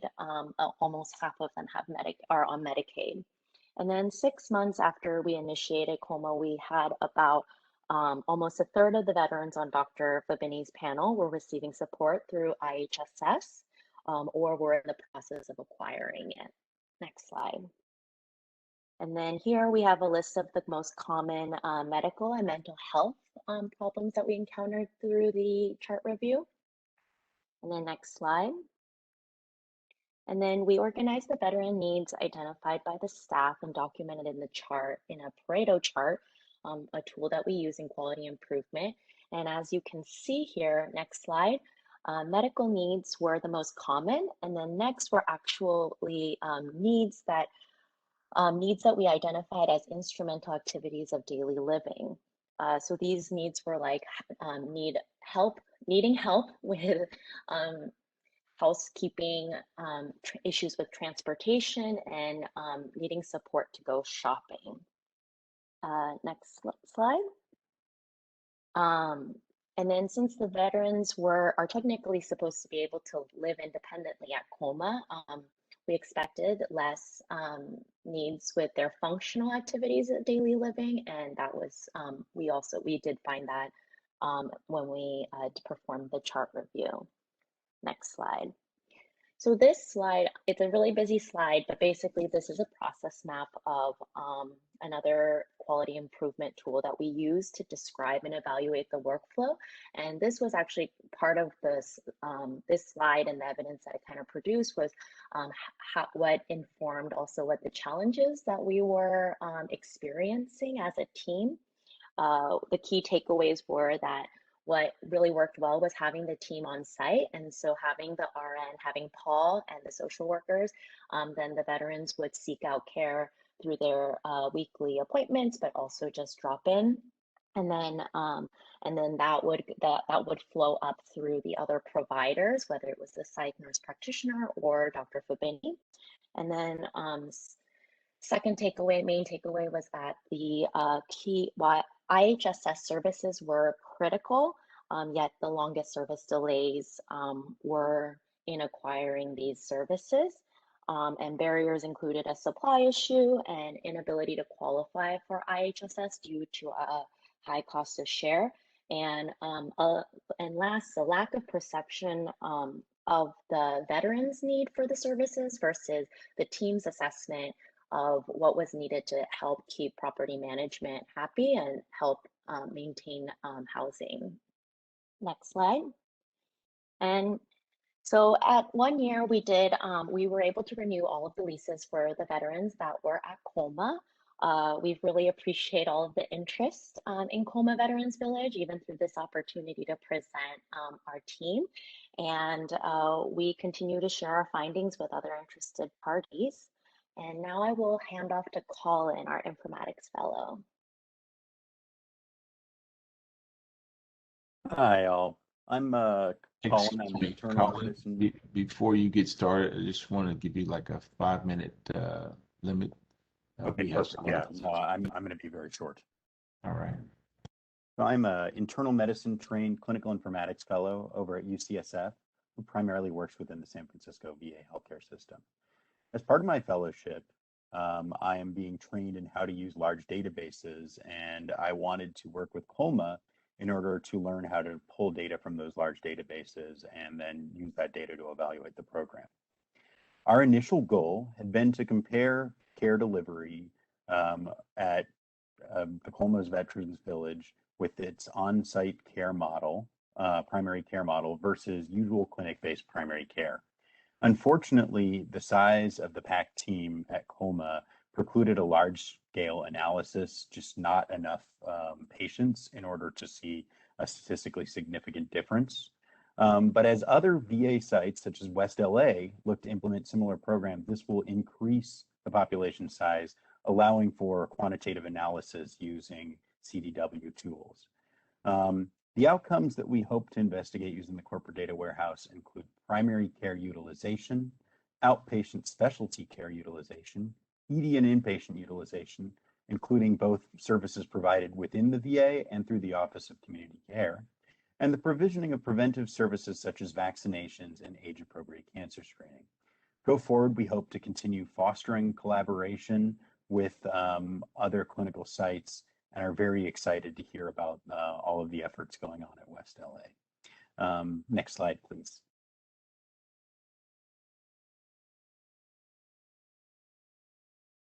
And in summary, I think it's important to remember that the Coma Veterans Village is a very complex model. Basically, they have huge amounts of older veterans with multiple comorbidities that are often very frail, and this translates into many medical, functional, and social needs.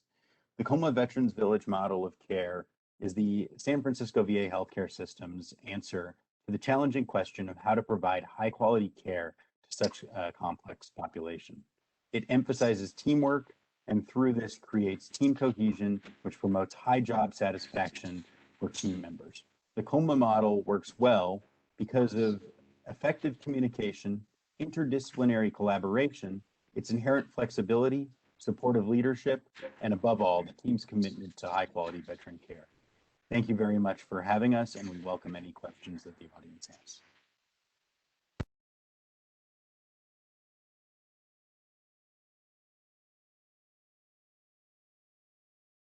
Thanks very much for your presentation. Any questions? Fred Bamberger, just very quickly, and thank you so much for your presentation, and we have to wrap up because we're over time. But I just wanted to point out in summary that not all veterans need the same kind of care to be able to be stably housed in permanent supportive housing.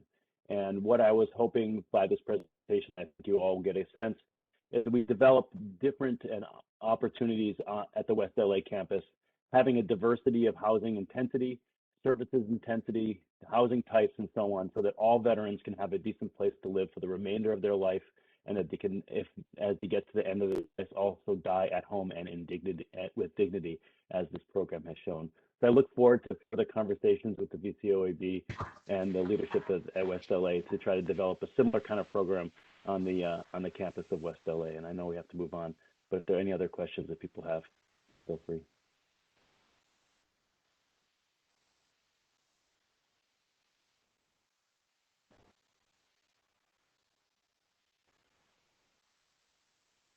Sorry, I was muted. Dr. Fabini, thanks so much to you and your team.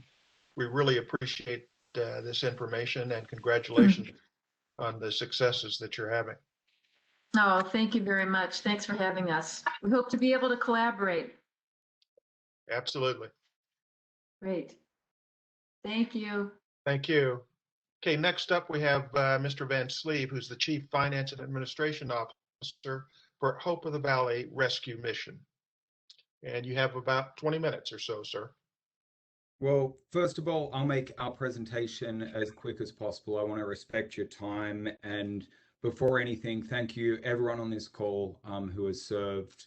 I became an American last year. I'm Australian by birth. My dad served Australia, and becoming American was the proudest moment of my life. And I'm so thankful for all the service that you have already done and that you continue to serve people as they age as veterans. So I wanted to say thank you front up. We can jump to the next slide. You'll see our mission statement. We can send that out to everyone, and then jump to the next slide. You'll see a little bit of our philosophy. Basically, Hope of the Valley, if we sum all of this up very quickly, we believe that everybody who is experiencing homelessness needs to be treated with dignity and respect. And when you treat people with dignity and respect, sometimes they will step up and start to believe that for themselves. If we jump to the next slide, Hope of the Valley, we have over 19 sites across the San Fernando Valley and into the Antelope Valley, all the way down to Highland Park. At this point, we serve about 1.2 million hot meals a year. We have somewhere around 430,000 hot showers that we're providing for homeless people on the streets and in our shelters every single year. But probably most important, because we are scaling up, we're in the mode of a rapid deployment season for us. We started this year with every single night providing about 507 beds. We will finish this year with about 1,500 beds. And one of the things that I've heard regularly on this call is it seems that all of us are probably struggling with the same question. How do we move someone from those tents in San Vicente, those tents all around the VA, to that next step before they're ready to go into permanent supportive housing? And one of the things that we've found is that there is no one simple answer. There's a lot of imperfect answers, there's a lot of incomplete answers, and we need a kaleidoscope of all of those. One of the places that we're expanding rapidly is through our tiny homes. And if you look at the next slide, you'll see, next slide, please. We will have a look at two of our sites. This one here is Chandler. This was the actual first tiny home community that was opened in LA County. Within 90 days of opening this site, we're actually able to house one of our individuals into permanent supportive housing. Now, each of these tiny home communities, and I stress that they are communities, they are complete temporary housing communities. These are not designed to be permanent supportive housing like the presentation you just heard from. These communities include everything from mental health services, addiction services, housing and employment navigation, unique community resources from local churches or synagogues or mosques, intensive case management, on and on and on. Our goal is to bring someone from the streets, somebody who more often than not has declined going into a congregant shelter. Maybe there's some trauma, maybe there's some PTSD, there's some mental health issues that mean having a congregant shelter with large numbers of other people experiencing homelessness in the same room, the lack of privacy, it becomes a barrier for them to step out of their homelessness and start receiving services.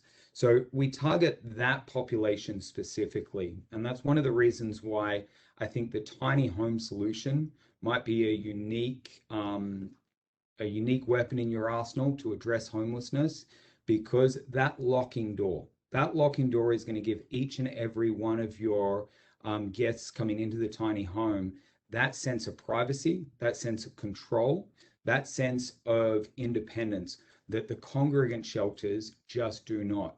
But the other side of it, rather than being a sanctioned encampment that I know that many agencies are experimenting with across the United States now, this also gives the people that sense of dignity that they're not just outside. They're not either in the street on the outside of the fence or in a sanctioned encampment on the inside of the fence. They actually have a home. You know, one of the things that made me smile the other week is one gentleman who was staying in one of our tiny homes commented to me, "I don't know how to explain it. This is like a gated community for homeless people." Our sites have 24-hour security, 24-hour monitors. These are kind of like resident advisors that you would have in college who are making sure that we have wellness checks 3 times a day, making sure that everyone is accessing the mental health services in their case management plan, accessing the drug and alcohol services in their case management plan, but also developing those soft skills of building the relationships and taking those next steps. If we can jump to the next slide, we'll show you Alexandria. This is actually the largest tiny home community in the country right now.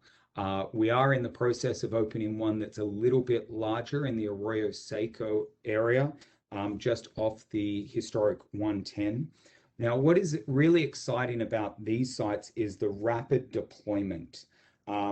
Each of these sites was, from the first day a tractor came in to grade the site to fully operational, was around 90 days. This site that you're looking at right now was 93 days from the very first day they broke ground to the first guest moved in on site. To pop each of them up, they cost about $10,000. The 6 sites that we're working on with the City of Los Angeles this year, the city has purchased the tiny home for about $6,500. By the time you pop it up, you put in all the rivets, you put the copper and the electric in, you have a heater and an air conditioner. You're giving everyone a 6-inch mattress, which is incredibly important, especially for older veterans who have been sleeping on the sidewalk. They need that extra cushioning, not only physically, but emotionally, to feel like they are valued, that they are worthy of that next step. It gets to about $10,000 at that point per unit. Once you add the infrastructure costs around the tiny homes, and this is your showers, this is your case management offices, the paint, you'll notice all of our sites are painted very colorfully. This is very intentional because we do not want our sites to feel institutionalized in any way whatsoever. If you can jump to the next slide, you'll see some more of the amenities, including laundry units. You see the shower units that have a restroom, both handicapped and able-bodied access. Each of those restrooms has a shower inside, wash basin, and the lavatory. At that point, once you've built all the infrastructure, a privacy fence, security cameras, the best cost that the city of Los Angeles has been able to get to is about $22,000 per bed. To put that in perspective, a little over 2 years ago, the cheapest homeless bed in the city of Los Angeles was at about $70,000. So this is truly a model that can be incredibly cost effective. It is scalable. It is temporary housing, but it allows people to build that next step in their life, that stabilization step, as they continue to walk towards permanent supportive housing. There was a comment earlier, and I missed the gentleman's name, that it is our goal for every veteran to get to the place that they're in decent quality housing and to die with dignity. And I thought that was a pretty powerful statement, because so often that is the exact process that we're dealing with people who are in crisis, who are subjugated from society, have now felt like they don't have the ability to access the services, whether they're with the VA or the governmental system that's in place. But by bringing them inside and giving them that 90 to 180 days, there is a transformation that takes place. When people leave these sites, more often than not, they are connected with local resources, local drug and alcohol services, local medical services, local religious services of their choosing. The other thing that is to note, that these can be deployed in a number of ways. On open field, they can be deployed on pavers, and it is probably the least desirable, because if there is rain, you will have a lot more mud. The cheapest and most cost-effective way is to deploy them on pavement or asphalt. We are doing a ribbon cutting on our newest site in Tarzana this Friday, and it is built directly on top of a asphalt pavement. And from first day that they started to install the fencing around it, the city was able to get that up in 87 days. So it's a pretty remarkable thing. And then to add to that, last night, just to verify the quality of what this program is, we had 2 city council members, Councilman Bob Bloomingfield, Councilman Kevin DeLeon, and myself actually spent the night in our tiny homes. We went through the same process, the security at the front. We ate the same meals that we serve at all of our 19 shelters across our region. And then we bedded down inside the tiny home.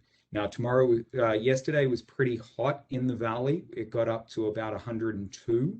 We were, with the air conditioning inside, we were able to get the temperature down to the very low 70s and keep it there throughout the entire night, dropping down into the 60s. The mattress, as I mentioned, is about 6 inches. And from someone who sleeps, I'm incredibly blessed with all the privilege in the world. I could sleep on that mattress every night, and it had the dignity that I think would befit what y'all are trying to do. So I don't want to take any more of your time. I do invite all of you to visit any of our sites. There is only so much a PowerPoint can show you. There's something about walking inside our tiny homes, sitting down on the bed, seeing the way we set up a site. Because once again, every single person who comes into our site is treated with dignity and respect. From the very beginning of the process, where we have amnesty lockers outside, where people are allowed to leave any drugs, alcohol, or weapons, so they can come in and receive services for the very reason why they may need to have those drugs, alcohol, and weapons. And they are locked up and handled by our security guards and only accessible to that guest. So once again, thank you so much. I do appreciate your time and your service. Thanks very much, Mr. Van Sleep. Questions for tiny homes? So this is Anthony. I just wanted to start, if I could. I don't know if Hamilton is on the line or if his audio is available, but Hamilton and I went to one of Hope of the Valley's community walkthroughs. And speaking for myself, I will say it was a very impressive operation. My hats off to Hope of the Valley for this model, which they have developed some expertise in.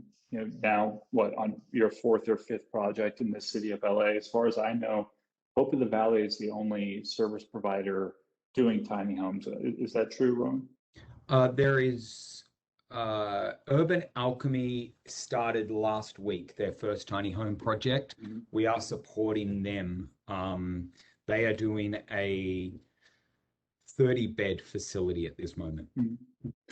But at this point, you've had some repetition and sort of, you know where the pitfalls are. And in particular, I think one of the things we're always concerned about on the campus itself are infrastructure related issues. So when deploying these tiny home communities, have you found, you know, is it the running the power? Is it getting the water? Is it, you know, what are those traps that you think need to be addressed in order to get this up in 80 days? The single biggest struggle is the sewer line. If you can imagine, you know, whatever the scale is, whether it's a 100-bed shelter or a 200-bed shelter, that's a very large sewer line for that many showers, that many lavatories running really at peak operation. Once the sewer line's there, the actual tiny homes are very modular. If one of the tiny homes was damaged for any reason, for example, we had one of our doors break where one of the older gentlemen had fallen and broken the hinge on it. We were able to have the door FedExed to us the next day and replace it immediately because the entire construction is modular. Every single panel can be replaced individually. Now, if we were to, you know, be creative enough to destroy an entire tiny home, they do unclip from the bottom and could be replaced at about the cost of about $10,000 per unit. The big struggle is making sure you have the sewage line to start the construction. From there, each piece is modular and has its own price and can be popped up generally about 90 minutes. The shower units do take a little bit longer. There's two options. There are trailers that can be delivered and attached to the sewer line, or alternatively, Pallet Shelter, the company out of Washington that manufactures these, does have modular shower units. They do take about a week to construct. Thanks. I think if we're exploring this idea on campus, I mean, having some insight, given that you've done this a few times, is super helpful. The last question I wanted to ask is, could you explain the relationship between, you know, you mentioned Councilmember De Leon and Bloomingfield. If you can just explain how does that work with the local city council? Yeah. With respect to. So each city council member has a mandate to bring their unhoused residents in their district inside. Councilmember Kevin De Leon, Councilman Bob Bloomingfield, Councilman John Lee, and Councilman Paul Kokorian. So 4 out of the 15 or so who are on the city council have selected Hope of the Valley as one of their lead providers to do this, and the lead provider on the tiny homes. Once they've selected us, we work in partnership with the City of Los Angeles to construct these. There is bond measure money to construct each of these facilities. The issue that is a constant thorn in the side of every city council member is finding the land. And so far they've had to use recreation and park land, some LADWP land, to try to thread that needle to find appropriate land. And that's where it might be an exciting collaboration with the VA, where the city council can come behind and support with the construction and the expense of creating the site, because the VA seems to have the land. Thank you so much. I appreciate you making time to be here. And Chair, no further questions. Thank you, Anthony. Any other questions for Mr. Van Sleeve? Mr. Van Sleeve, thanks again, and congratulations on the 1-year anniversary, I think you said, of your citizenship. Well, thank you so much, and thank you each for your service. Thank you, sir. I think next we're moving on to recommendations. Services and Outcomes Subcommittee is up first. Dr. Bamberger. Thank you. So just to give a little level setting as we transition to this next thing. So for those of you who are listening to this who aren't part of our VCOEB, our tools to try to influence the behavior or programs or policies of the West LA VA is really through this next phase, which is through our recommendations. And we provide direct recommendations to the Secretary of the VA, and the Secretary can either concur or not with our recommendations. So we can do our best to try to bring innovative ideas like Coma Veterans Village or tiny homes, but in terms of any sort of influence or opportunity, it all comes through these next two things. So if you all bear with us, they are fairly extensive in their preamble, but we're trying to target a few specific issues that we think that we really hope the West LA VA would attend to. So I don't want to read through all of these, and I'm sure that Anthony, when he gets to his, doesn't want to read through all of these either. So General Hopper, if you would allow me, I think I would just jump to the recommendation component and hope that the members of the committee would have had a chance to read through these beforehand with the preamble, and we'll just get to the recommendation component and then move on. Is that okay, or do you want me to read through the whole thing? Sir, I just want to remind you, we do have public attendees, so I would that have not had the opportunity to read through it. So you might want to read through it for public purposes. I'll do whatever. Good point. I feel like it a little bit long, but as you wish, sir. To you, I'll follow your direction. Yeah. Yes. Let's go ahead. I bet it with and their need and right to know exactly what we're talking about here. Okay. So recommendation 13.01, whereas according to the latest VA Trust Survey, female veterans are 6% less likely to trust the VA compared to male veterans. Whereas this trust discrepancy is an opportunity to build new initiatives and programs designed to improve VA's relationship with female veterans. Whereas in September 2018 and January 2019, VAGLAHS committed to creating 50 beds for female veterans as part of a bridge home program in partnership with the City and County of Los Angeles. Whereas as of April 2021, there are approximately 189 female veterans on LAHSA's by name list. Whereas as of June 15th, 2021, a bridge home on campus has served 396 male veterans and 0 female veterans. Whereas as of June 15th, 2021, the Care, Treatment, and Rehabilitative Services CTRS program of VA West LA has served 455 male veterans and 15 female veterans. And whereas Building 257 had 46 healthcare for the homeless veteran contract beds for male veterans, and whereas VAGLAHS informed VCOEB that the contract at Building 257 for male veterans has ended and is in the process of designing a new service contract for 20 beds dedicated to female veterans, a reduction of 26 beds from the previous capacity for male veterans. Now, therefore, let it be recommended that the Secretary of VA instruct VAGLAHS leadership to develop at least 50 shelter beds for female veterans with or without dependents. These 50 beds can be made up of a combination of traditional HCHV beds and or innovative options such as tiny homes as determined by VAGLAHS in consultation with the City of Los Angeles, LAHSA, VCOEB, and community input. In witness thereof today. Thank you, Josh. Well, Ms. McGillicuddy. You betcha. Ms. McGillicuddy would be proud of your ability to recite. Good thing I have kids. I've done a lot of reading it late at night, so there you go. Yeah, very good. Discussion on this recommendation.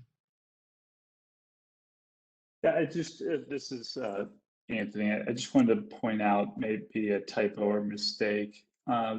The quantity of female veterans served for the CTRS program, if I'm looking at the data summary, it's 13, not 15. So maybe we can make just a quick edit from 15 to 13. Yeah, certainly we can do that.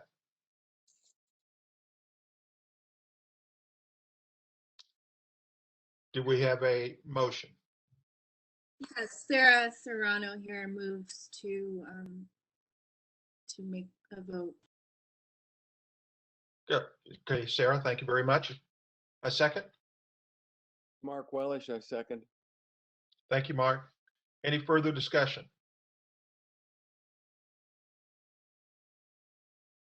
Hearing none, all in favor signify by saying yes. Yes. Yes. Yes. Yes. Yes. Opposed? Okay, thank you very much. The recommendation is passed unanimously. Let's move on now to the Master Plan Subcommittee. No, sir, we have one more. Oh, I'm sorry, excuse me. 1302. You're exactly right. You know, I think, General Hopper, it does get a little bit absurd for me to read through this. Maybe we'll do it this way. How about, and tell me if this feels okay, Eugene, we just take 2 minutes so that the public can read through this on their own, and then I'll just read the recommended part. It does, I think we might actually gather more if people can take the time to read it. How about that as an alternative, especially when you get to Anthony's, the Master Lease Subcommittee, they're quite long. And Dr. Bamberger, that'd be a great idea, however, some of the public have called in versus actually can read. Oh. They're on Okay. All right. Here we go. Thanks. Okay. VCOEB recommendation 13-02. Whereas West LA VA Medical Center is seeking to rapidly expand permanent supportive housing over the next 10 years on the 387-acre campus. Whereas adding housing units will increase the need for emergency mental health services available to veterans housed on the campus.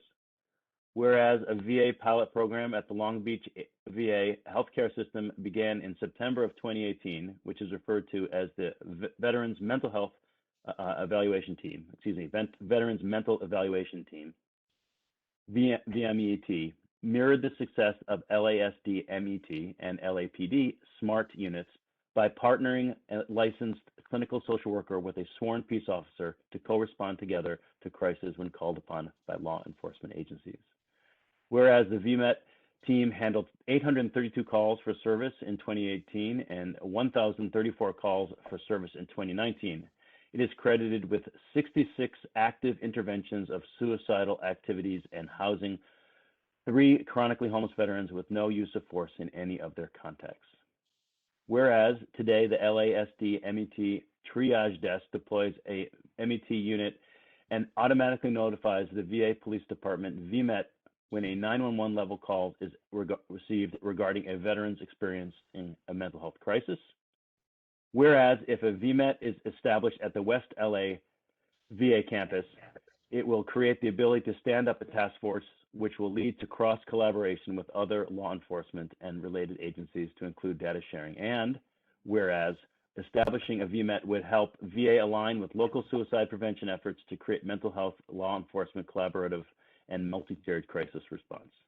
Now, therefore, let it be recommended that the Secretary of the VA formally commit clinical staff and VA police resources to the establishment and ongoing programming of Veteran Mental Health Evaluation Teams, VMET, at VA GLA, in partnership with local law enforcement by January 31st, 2022, and further recommended that the VA GLAHS medical director enter into a MOU with the Los Angeles County Sheriff's Department and appropriate city enforcement agencies to formalize the partnership to include and not be limited to information aggregated data sharing, in witness whereof today.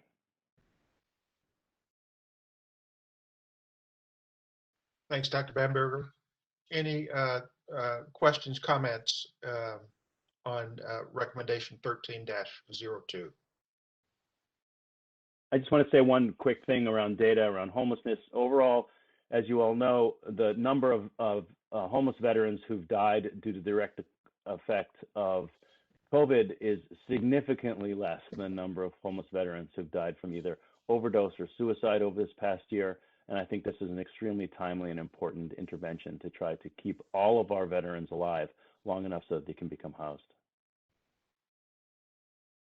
Mr. Mangano.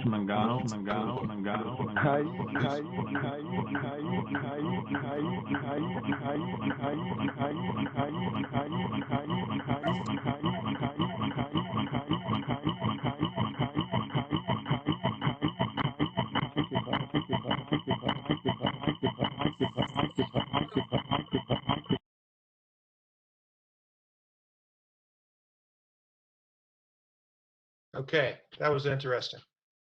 Eugene, are you back on, and are you able to bring in Mr. Mangano?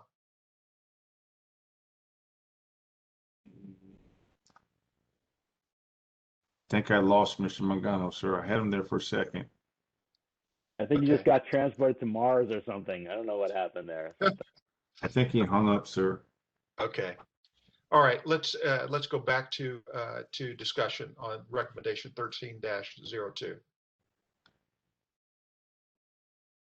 This is Anthony. I recall, I believe it was Detective John Gannon providing public comment on the VMet team as far back as, maybe it was our 4th or 5th meeting. I'm glad that the services subcommittee was able to look into it and develop this recommendation. My understanding is that Long Beach has implemented this partnership with the Sheriff's Department. It has not yet come to VA West LA, and I don't see why not. It seems like a great opportunity to join forces, not only for the community that will develop at VA West LA, but also out in communities throughout the catchment area. So, I think this is a no-brainer. I hope we can move this forward. So if there's no discussion, I'll put forward a motion to vote. I'll second it. It's Jim Okay. Zenner. Okay. Who did the second? Identify. This is Jim Zenner. I second.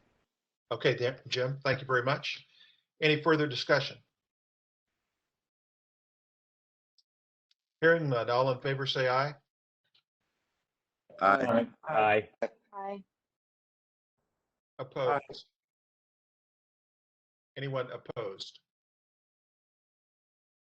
Okay, recommendation 13-02 passes unanimously. And now we're at 13.0 or -03. And that's Master Planning Subcommittee, I believe. Thank you, Chair. To all of the committee members, I apologize for the length and detail and supporting documents that we all had sent over to review. It is complicated stuff. It has taken a long time to absorb. And so hopefully we'll get through it. If there are any questions at the end, I sat there many nights scratching my head trying to figure out what's going on. So you're not alone. So I'll begin reading and we'll go from there. VCOEB recommendation 13-03. Whereas history has proven that the greater Los Angeles area is subject to major seismic events, which pose a significant risk to life, property, and the delivery of medical services during emergencies. Whereas the VA's Sylmar campus suffered a catastrophic loss of lives during the 1971 Sylmar earthquake, quote, causing 49 of the 64 deaths attributed to the disaster, end quote. Whereas beginning with the fiscal year 2012 budget request, the VA took the position with Congress that it needed to obtain funding for the seismic retrofitting of 12 buildings on the West LA campus as a major construction project. The project included buildings 114, 115, 205, 206, 207, 208, 209, 212, 222, 257, 258, and 300. VA took the position that this is necessary to elevate these 12 buildings to the required standards, reducing the risk of building collapse and potential loss of life in the event of a major seismic occurrence. The total estimated project cost to complete the fiscal year 2012 seismic retrofit was $346,900,000. It's a big number. Whereas in a fiscal year 2015 budget request, the VA slightly modified the major construction project by replacing buildings 114 and 115 marked for demolition with buildings 156 and 157, increasing the total estimated project cost to $370,800,000. Whereas in fiscal year 2018, VA significantly modified the major construction project and altered its prior position about the scope, necessity, and urgency of seismic retrofitting. VA removed 6 buildings from the project, 205, 206, 208, 209, 156, and 157, stating that it was purportedly necessary to do so in order to operationalize the West Los Angeles Master Plan. VA claimed that these seismic deficiencies identified in those buildings will be addressed through the EULS supportive housing program. VA identified the remaining scope of work as working on a way forward for the other 6 buildings, 207, 212, 222, 257, 258, and 300, using the previously appropriated funding totaling approximately $70 million. Whereas in recent budget submissions, VA has again significantly altered its position about the need for seismic retrofitting. In a fiscal year 2020 budget submission, VA removed 2 additional buildings, 207 and 257, from the major construction project on the purported grounds that they had been proposed for the EUL program. In a fiscal year 2020 budget submission, VA removed 2 additional buildings, 222 and 258, on the purported grounds that upgrades were no longer necessary. As a result of these actions by the VA, that left only 2 buildings in the major construction program, 212 and 300. Whereas the 8 buildings removed from the scope of work in the fiscal year 18 and fiscal year 2020 budget submissions, citing their use in the enhanced use lease program, account for approximately 420 units of permanent supportive housing for homeless veterans at VA West Los Angeles. And whereas shifting the burden of seismic corrections to the principal developer through the enhanced use lease program is not a winning strategy to operationalize the West Los Angeles Master Plan, as it may cause significant delays in obtaining additional sources of public and private financing, jeopardizing housing construction and timely occupancy for homeless veterans on campus.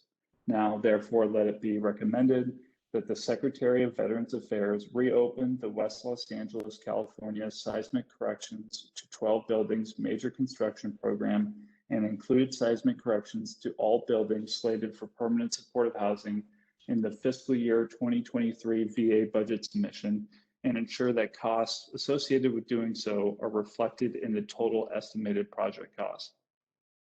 Furthermore, VCOEB recommends that VA explore utilizing the capital contribution mechanism in order to expedite coordination and implementation of seismic retrofitting for permanent supportive housing on campus, and witness whereof today.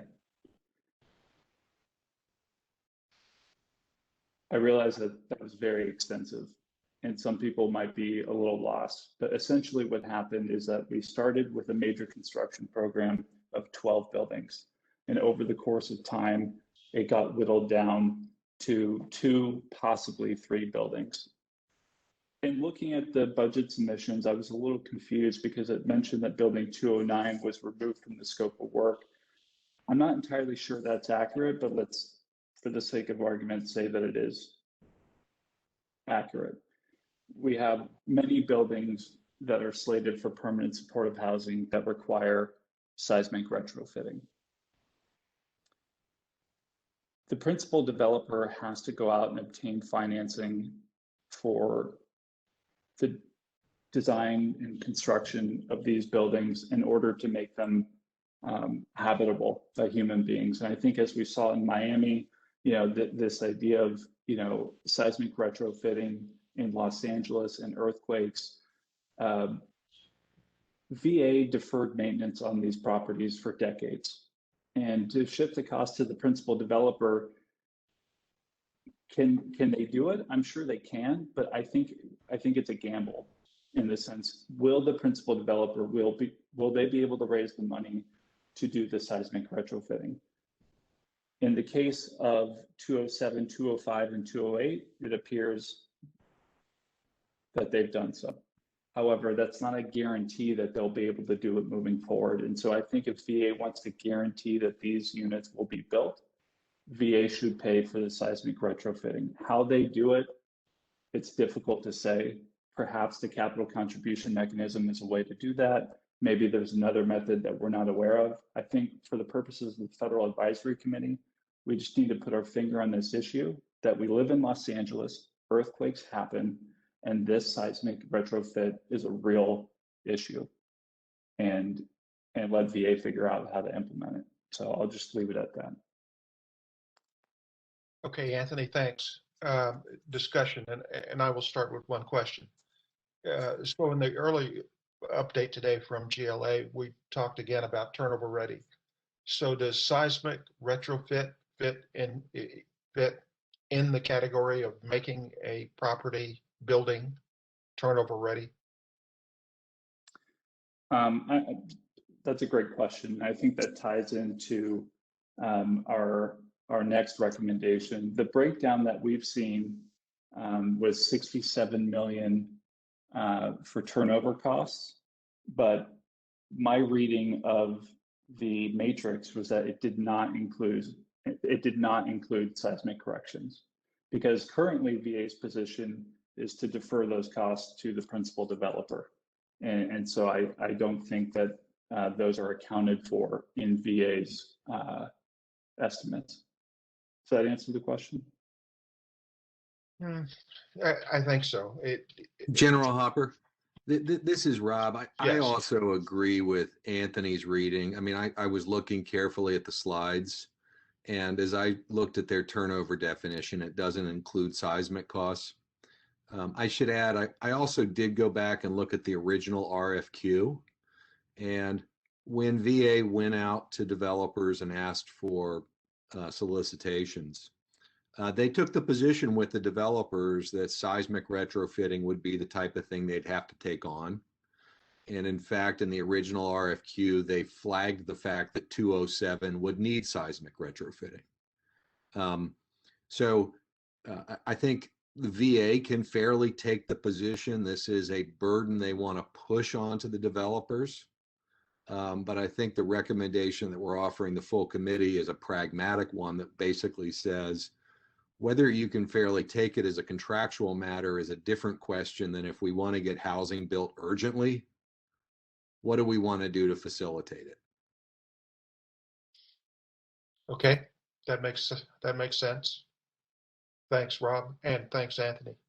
Other questions, comments?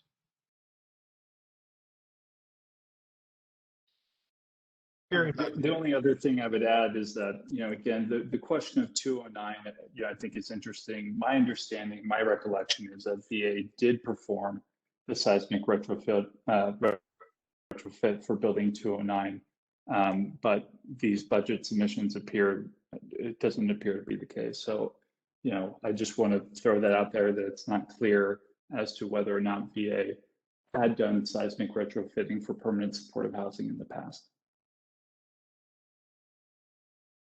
Okay. General Hopper, if I may, this is Steve Braverman, just to answer your question. So it's not considered in the budgetary requirements to ready the parcels for turnover. So that's the answer to the first question.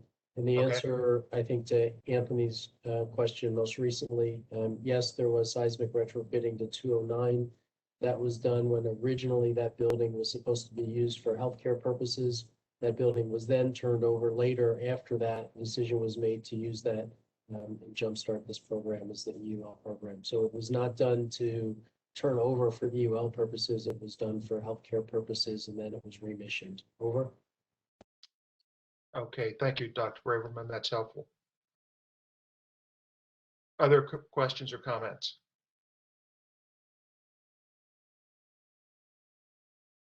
Is there a motion? Sarah Serrano here moves to make a vote. And Josh Bamberger seconds. Okay, it's been moved and properly seconded. Any further discussion? Hearing none. All in favor, say aye. Aye. Aye. Aye. Aye. Aye. Opposed? Okay, the motion passes. Okay, so let's pause for a second here. DFO, do we need to get our public comments now and then come back and finish the 3 remaining recommendations? Sir, that would be your call. I'm prepared to do either way. Okay, let's pause for a second. Let's get stay on time for the public, and then our extended time we'll finish up recommendations 4, 5, and 6. So DFO, please review the rules very quickly, and then let's get our public comments. All right. Basically, we've had 7 individuals sign up via registration for public comment, sir. Each of these individuals will be provided 5 minutes for the public comment. Again, we will, the board members will just be basically in listen mode. So if you give me 1 second, get set up here. All right. And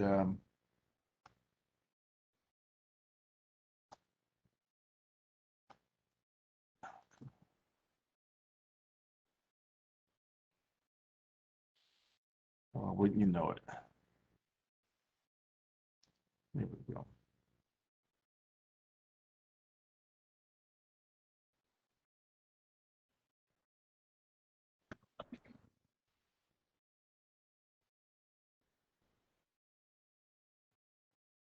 All right, so the first individual we have, I think, is Stephanie Cohen, and I did not see her on the attendee list. We did reach out to her, and she did decline to make public comment today, sir.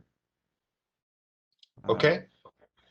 And the next individual, Mr. Peter Mueller, I believe Anthony informed us earlier that he also would decline his public comment. Now, the next one I have is Miss Janet Turner. And Miss Turner, are you still with us? I am. I do put this in as a placeholder, so my public comment will be, our office greatly appreciates all of your hard work and all of the recommendations that you make. We are very grateful for all the time and effort that you put into this, and we support you in any way we can. Please do not hesitate to reach out to us if we can be of assistance. And that's all I have to say. Thanks so much for a very good presentation today. Thank you, ma'am.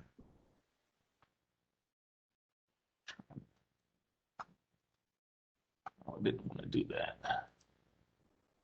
All right, so next one, sir, we have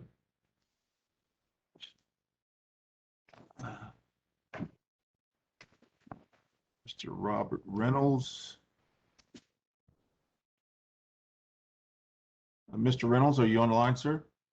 Yes. Can you hear me? Yes, sir, I can hear you. I'm going to reset your clock, and whenever you start, you have 5 minutes to provide public comment, sir. All right. Thank you. First, I would like to address the homeless veterans out on the sidewalk. As Matt said earlier, there are constantly veterans moving inside to housing opportunities. You know, just in the last couple of weeks, we had 9 new veterans show up. Essentially, what's happening is there's some organizational issues and logistical issues that create barriers for the homeless veterans when they go to get processed into places like CTRS or different opportunities on the property. For instance, this is something we've recommended a while back, is that the hours of admission for CTRS be extended. Currently, right now, they're still stopping taking admissions at 2:30 p.m. And also the process can be rather lengthy. First, the veteran has to go to building 500 in order to get a COVID test. They have to wait to get those negative results back. Then they have to go to building 402 to get a referral. And a lot of times, building 402 will tell them to come back the following day. Then they end up out on the sidewalk and we put them in a tent. So this is what's consistently happening, is you have people that show up at different times throughout the day. They're not able to get processed into a program or into CTRS within that day. Then, they have to leave the property. So we end up placing them out on San Vicente Boulevard. We also have, I believe it's 8 veterans that are waiting for the step up on Second Western building to be opening. This has been delayed for quite a few months. It's been with the housing authority mostly. The veterans have all completed their paperwork. It's going to be good for them to move in a group and stay in their community together, because I know that's, a lot of concerns with them. They just don't want to be placed by themselves. So I'm hoping that, someone can get some urgency with the housing authority to get these move-in dates for them so we can get more of them off the street. A lot of this, San Vicente Boulevard has consistently been a problem for years. With COVID-19, it exacerbated a lot of the situations, especially when there was the reduced occupancy at a lot of the programs. And that's when the population really increased out on the sidewalk. Big things that need to start happening is, getting more communication together and a lot more of these services offered in one location. For instance, you have building 220, which sits right next to CTRS, that could easily be utilized to do referrals, COVID tests, everything. As it stands now, a lot of veterans that go into hotel vouchers or go to different programs and, they end up getting kicked out, or an issue happens, they always return to the sidewalk to get help. We bring in just about every resource imaginable for these guys. I mean, we have events for them, everything. Every Thursday, there's outreach there. Veterans Peer Access Network has been very helpful with that. Pretty much all the county agencies have. I'd also like to see more engagement from Congressman Ted Lieu's office. We meet with the county supervisor's office, LAPD, the sheriff's department, Councilman Bonin, Councilman Nathia Rahman about this situation repeatedly, and the one that has not been there since the beginning of these tents going up in the last 15 months has been Congressman Ted Lieu's office. There's been no engagement. They have monthly meetings that don't include any of the veteran advocates, and nothing's really getting worked out. It's a little frustrating. There are a lot of different issues that the veterans are facing, and I think that it's it's warranted to have someone from Vets Advocacy or someone from the VCOEB board coming down and actually spending time and see what's going on through the day-to-day processes out on the sidewalk, so they can start documenting some realistic recommendations that will actually work to get people off the street. Because consistency has been an issue. With COVID, there's been lockdowns and programs shutting down, and it hasn't been a consistent operation going on, and there has been out on the street. So that's something we want to see get changed on the property, is create more consistent help and more organized help, and also everything in more of a centralized location to where you can send the veteran to one place that they can get everything done. Because it can be challenging for people with disabilities to navigate the entire campus, and 402's a long way away from where CTRS is. The hospital is as well. The welcome center is way back up on the north side of the campus. So those are things that have been challenging for a lot of the veterans. And I will say that I am thankful for the presentation that Chief McGarren put on today about the encampment, and actually seeing more acknowledgement about the current situation facing our homeless veterans on the sidewalk. And I just hope that it continues and we continue to work in the correct direction to get these guys taken care of, and just put some common sense solutions into place. Thank you. Thank you, sir.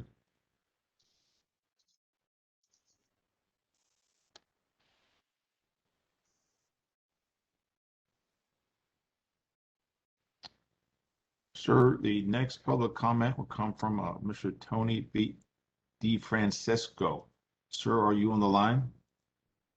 Yes, I am. Can you hear me? Yes, sir, I can. I will start your 5 minutes when you begin. Thank you. Good afternoon, everyone, and thank you for this opportunity to address the committee and just for me to take a moment to introduce myself. I recently joined UCLA a few months ago as the new Chief Liaison and Executive Director for Veterans Affairs Relations and Programs. Before joining UCLA, I spent the majority of my career with the Veterans Health Administration, 25-ish years or so. My last duty station was with the Long Beach VA healthcare system, just down the road a bit. And the last few years after that, I spent 5 years at the University of Arizona Health Sciences. In this last few months of getting to know my position and working in a virtual environment, I've been trying to get out and introduce myself and get to know members of the community at UCLA and West Los Angeles. And I'm thankful for the few folks I've been able to connect with over email and also over Zoom. And I look forward to the opportunity to meet many more members of the community and the committee. And I am reachable by email right now, though I'm working remotely still. I believe the chair has my email address along with Mr. Allman, and I appreciate the recommendation to take this opportunity to introduce myself. So thank you. That's all I had for today. Thank you, sir.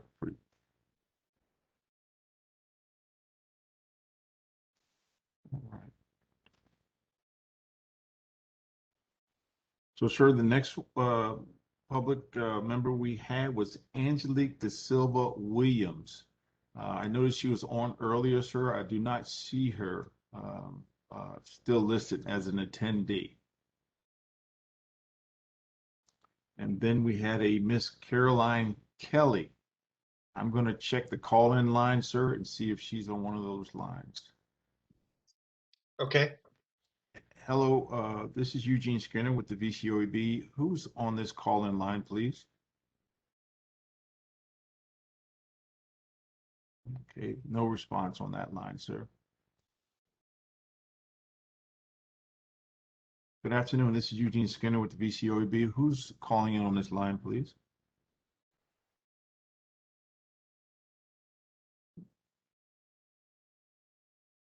No response to either the two call-in lines, sir, and that pretty much completes the list of those individuals who had signed up as part of the registration to provide public comment.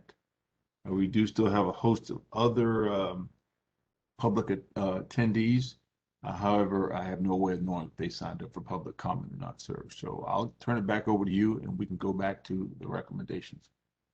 Okay, very good, Eugene. And for all of those that were able to and took the time to sign up and give public comments, we do appreciate your comments, and all of them will be taken into account. Thank you.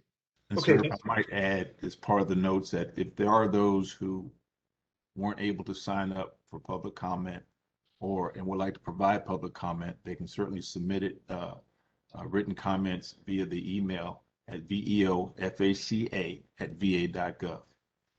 And those comments will be included in the official meeting minutes. Excellent. Thanks for the reminder. Okay, we'll move back now to recommendation 13-04 and the master plan subcommittee. Great.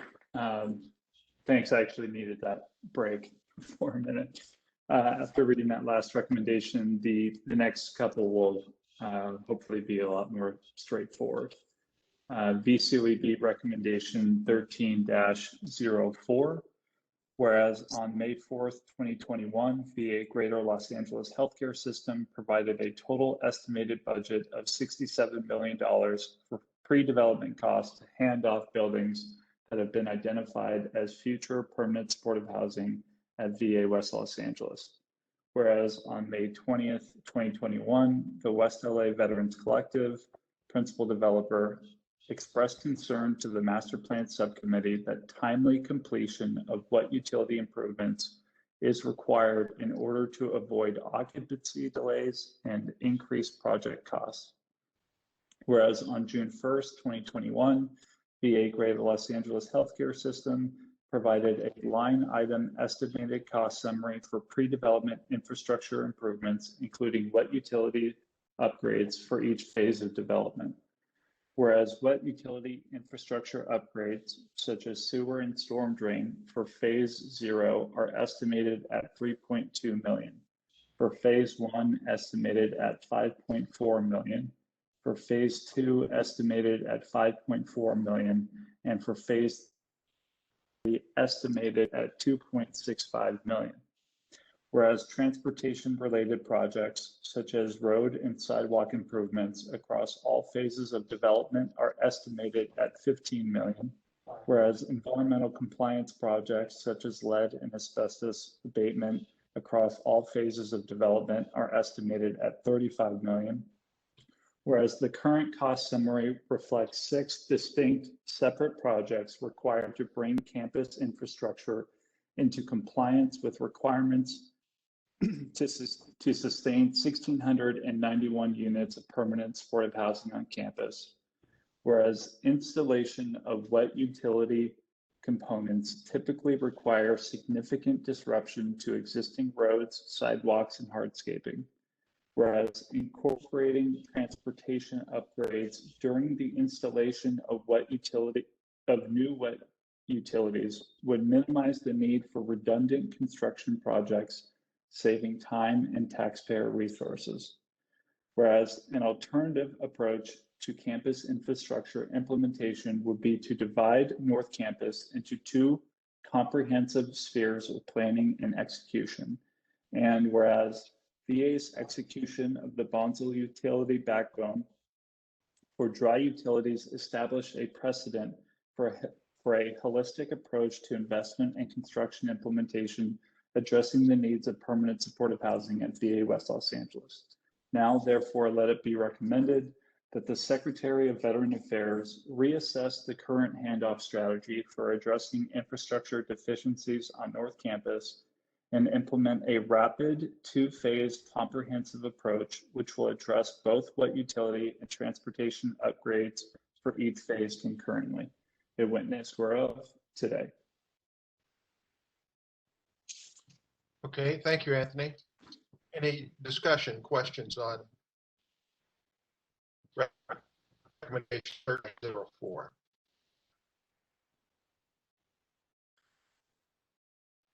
If I were to just briefly summarize this recommendation, I would just say it's looking at the North Campus, assessing its infrastructure needs for both wet utility and transportation, environmental compliance, and break it up into 2 projects. Address each half at the same time, with the hope that you wouldn't have to go back 3 or 4 years later to redo the roads once you've already broken them up to install new wet utility pipes.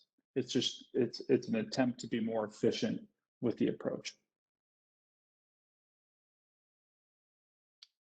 Okay. Questions, comments, recommendation, or not recommendations, but questions or comments?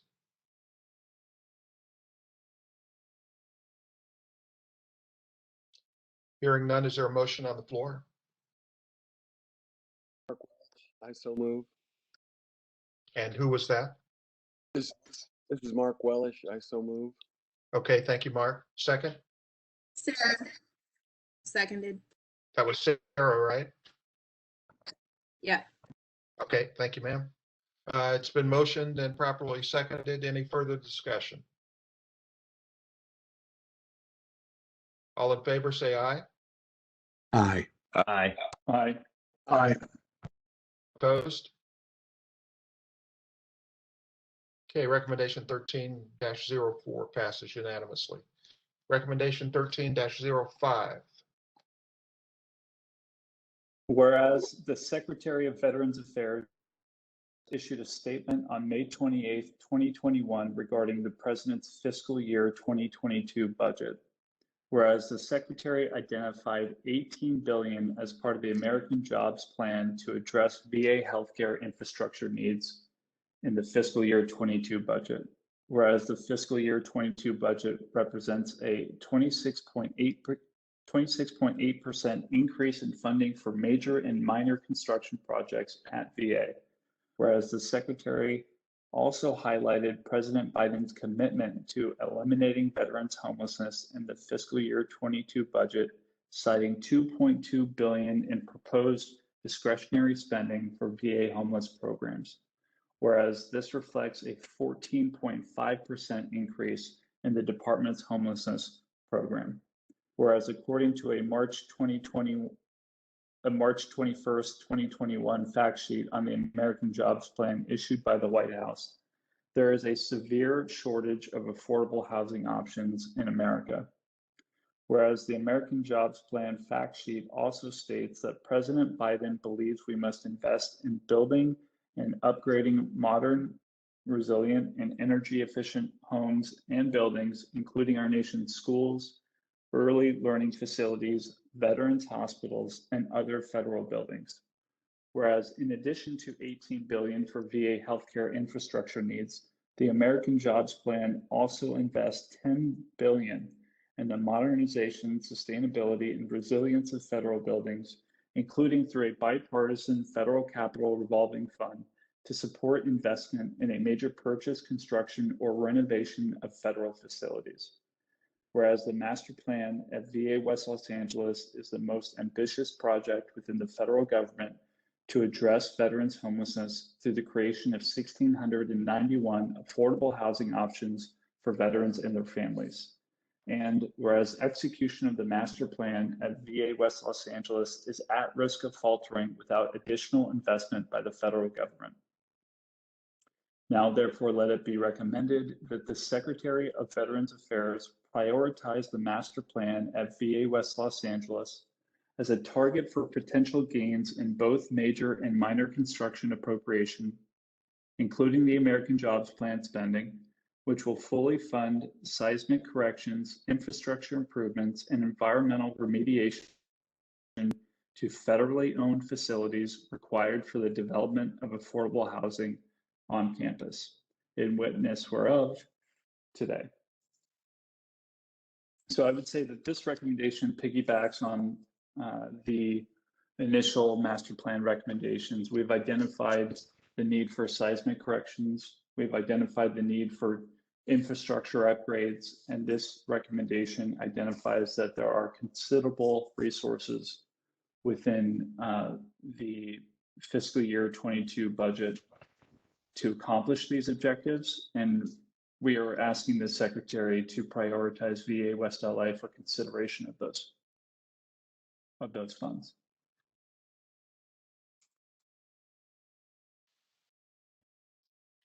Comments, questions?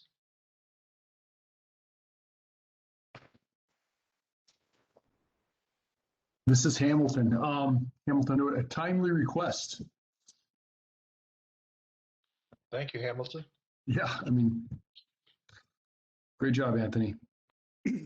Well, I would say that the only thing I would add to that is, you know, the Secretary's statement, you know, maybe the VA doesn't get 18 billion, maybe through the negotiations with elected leaders, maybe VA ends up with 9 billion extra dollars. You know, still, we're asking the Secretary to make VA West LA a priority. It is an infrastructure project at its core. It addresses the affordable housing crisis in America, particularly for veterans on VA land. So it seems like it's a great fit for those dollars. Okay, other comments or questions? Is there a motion?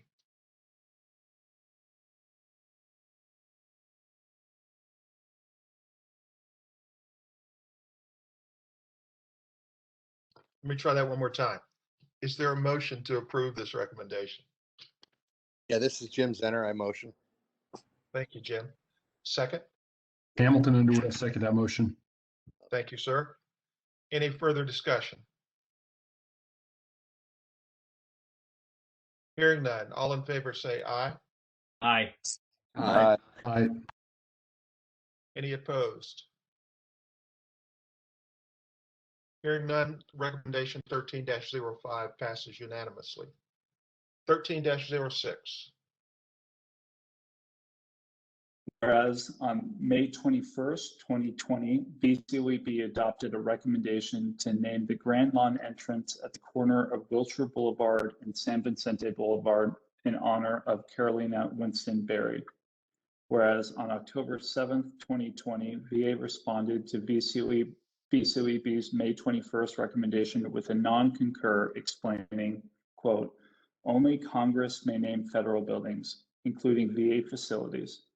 While this statutory requirement found in 38 United States Code 531 arguably may not apply to the Grand Lawn Gates on the West LA campus, it is instructive as to the weight with which the federal government approaches such decisions and with significant public interest in them.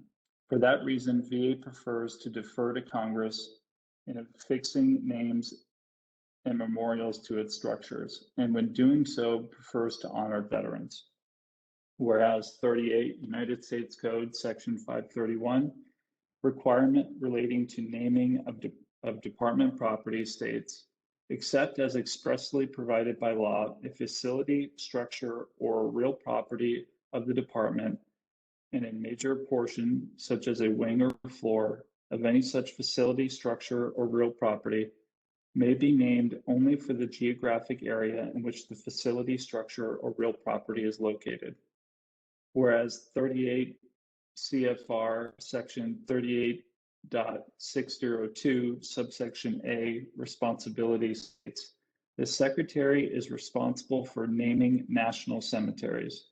The Undersecretary for Memorial Affairs is responsible for naming activities and features therein, such as drives, walks, or special structures. Whereas 38 CFR Section 38.602, subsection B, basis for names states, the names of national cemetery activities may be based on physical and area characteristics, the nearest important city or town, or historical characteristic related to the area. Newly constructed interior thoroughfares for vehicular traffic in national cemetery activities will be known as drives. To facilitate location of graves by visitors, drives will be named after cities, counties, or states, or after historically notable persons, places, or events. On November 17th, 2017, Los Angeles National Cemetery hosted a groundbreaking ceremony for the Urban Initiative expansion effort, which celebrated commencement of construction activities to build 10,000 columbarium niches at VA West Los Angeles. Whereas at that event, Colonel Richard Dick Littlestone, United States Army retired, received special recognition for his advocacy efforts, which led to the columbarium expansion at VA West Los Angeles. Whereas Tom Howard, Chief of Staff for the National Cemetery Administration, recited a VA Certificate of Appreciation during the event, which stated, quote, Colonel Dick Littlestone, United States Army retired, for your unwavering belief in America and the veterans of Los Angeles, and especially your perseverance, determination, and your continual pursuit over the last 2 decades of making the Columbarium Project a reality, we salute you. And whereas Colonel Dick Littlestone passed away peacefully and fittingly on Armed Forces Day, May 15th, 2021.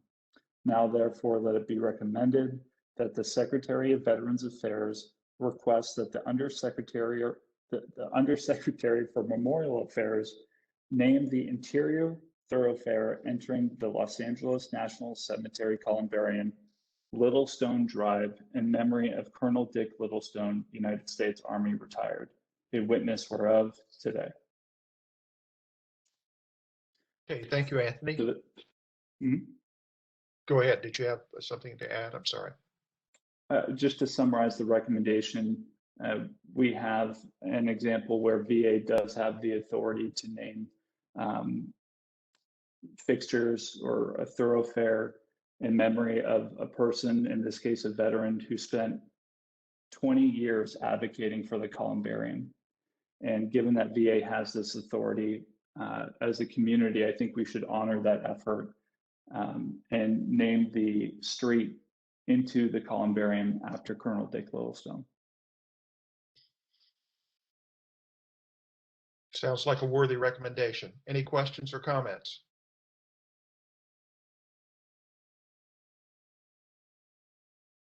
Hearing none, is there a motion on the floor?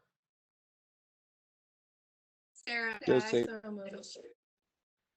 Okay, Sarah has moved to pass the recommendation. Is there a second? Joe Sapien, second. Thank you, Joe. Any further discussion? Hearing none. All in favor, say aye. Aye. Aye. Opposed? Recommendation 13-06 passes unanimously. Okay, I think that's all the recommendations. Is that correct, DFO? That is correct, sir. Okay, good. And that puts us at, my watch says about almost 5 minutes over. But a pretty good day's work. Special thanks to Mr. Bursler for joining us, and I feel pretty certain the chief is not on still, but Chief Bradshaw for her early attendance and certainly for her comments. Mr. Bursler, anything to add at the end of our meeting today? Sir, I believe he had to drop off not too long ago. I think he sent me a note earlier that he had to drop off. Okay. I'll pass on your regards to him when I wrap up the meeting. Thanks. And sir, if I might add, I just commend the participation from the board members. Pretty much all the board members were online today in attendance. Yep, I agree, and it was I really do appreciate it that you were able to stay, particularly for the long haul. We had a good meeting today. It took the full 3 hours to get through it. It took some commentators deciding comments. We're able to get through, and we had great discussions from GLA. Dr. Braverman, anything to add for this August buddy as we wrap up? So this is McHenrick. Dr. Braverman had to step out to do an employee engagement at 1500 our time. Okay, no problem. Sure, thank Thanks you. very much. I'm sorry. Sir, you're breaking up a little bit, sir. General Hopper, this is Dr. Bamberger. Do you want to mention anything about our next meeting and what your hopes are for that as we close? Yes, I do. Just to police up though, am I breaking up now? Was I breaking up? You're better, sir. Okay. Okay, good. Thanks, Mac, for your and your team and your presentations. So our next meeting, we're hoping to do an in-person meeting. I had first hoped to get it in this fiscal year at the end of September. That we couldn't make that schedule work, so we're now looking at October, which is okay. It's what is that, 2-3 months from now? Yes, sir. And that'll give us give us some time and everybody else some time to do some work as opposed to answering our questions. So October first or second week, somewhere in that neighborhood. And frankly, as Dr. Braverman mentioned today, we probably ought to think in terms of making provisions for it to be a mixed media sort of event. with those that can and are willing to attend to do that. And then for those that can't, we will we'll try to set sort of web, in fact, have to be conditions on the ground on how many people GLA can take into their facility. So still a lot of moving parts, starting with the schedule and then any remaining restrictions on how many live bodies we can have there in West LA. Before we end, let me just throw the door open for board members. Any questions or comments that you need to make regarding today's discussions or our upcoming meeting, which we'll have a chance to talk about. General Hopper, Jim Purley. I have a quick comment. Sure. The two presentations that were made really highlighted the difficulty of renting to homeless veterans. And the second one, both of them talked about assessing veterans' needs.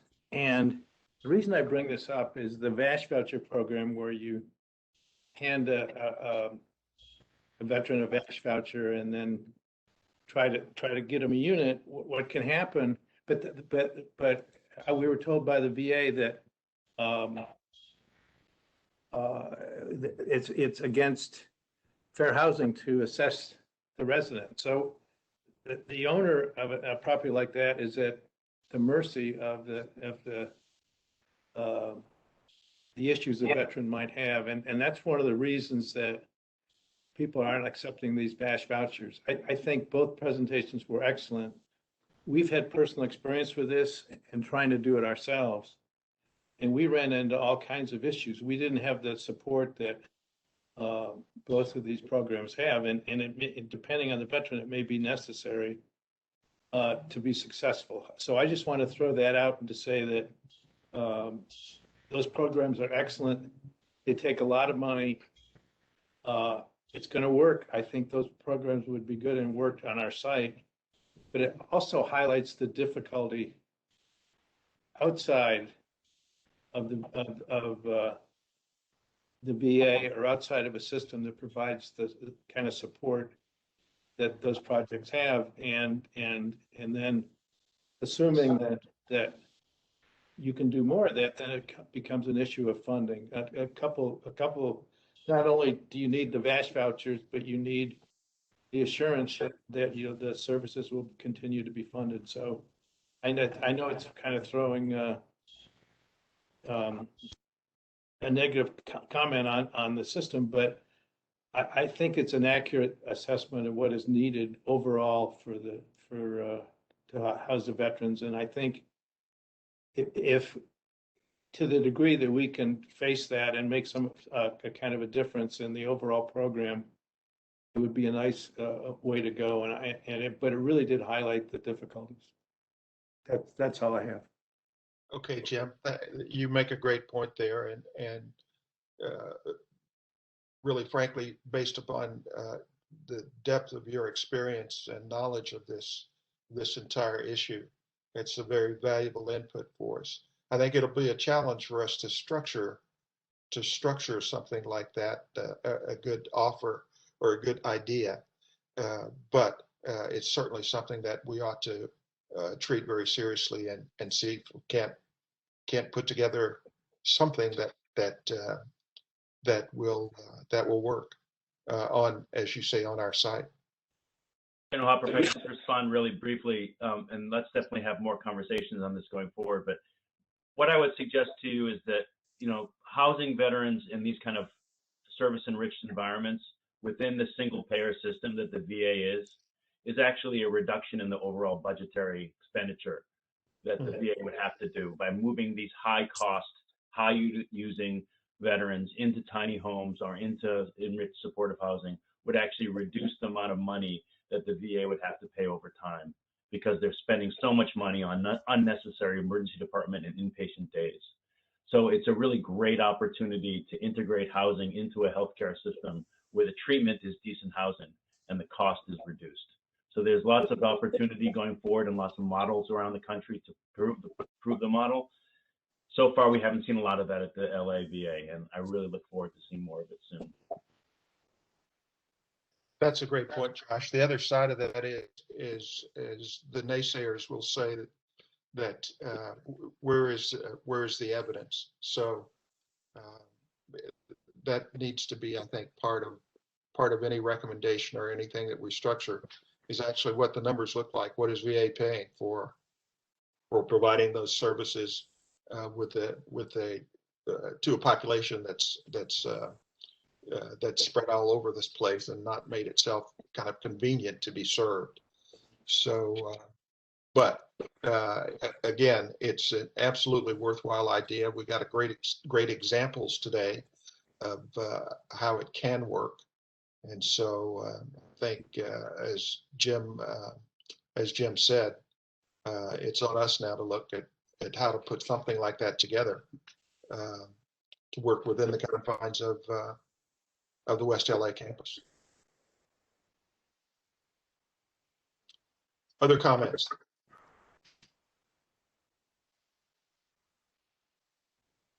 Okay, folks. Well, thanks again for your attendance today and your attention to detail, and special thanks to your subcommittee work.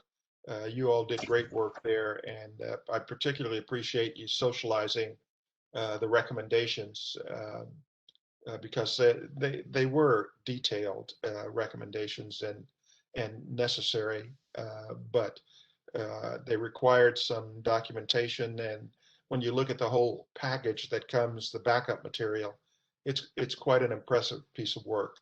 And I know that your staff is as deep as mine, so it's all your time and effort and thought and passion going into these recommendations. So thanks very much, and we'll look forward to getting feedback from the secretary on the way forward.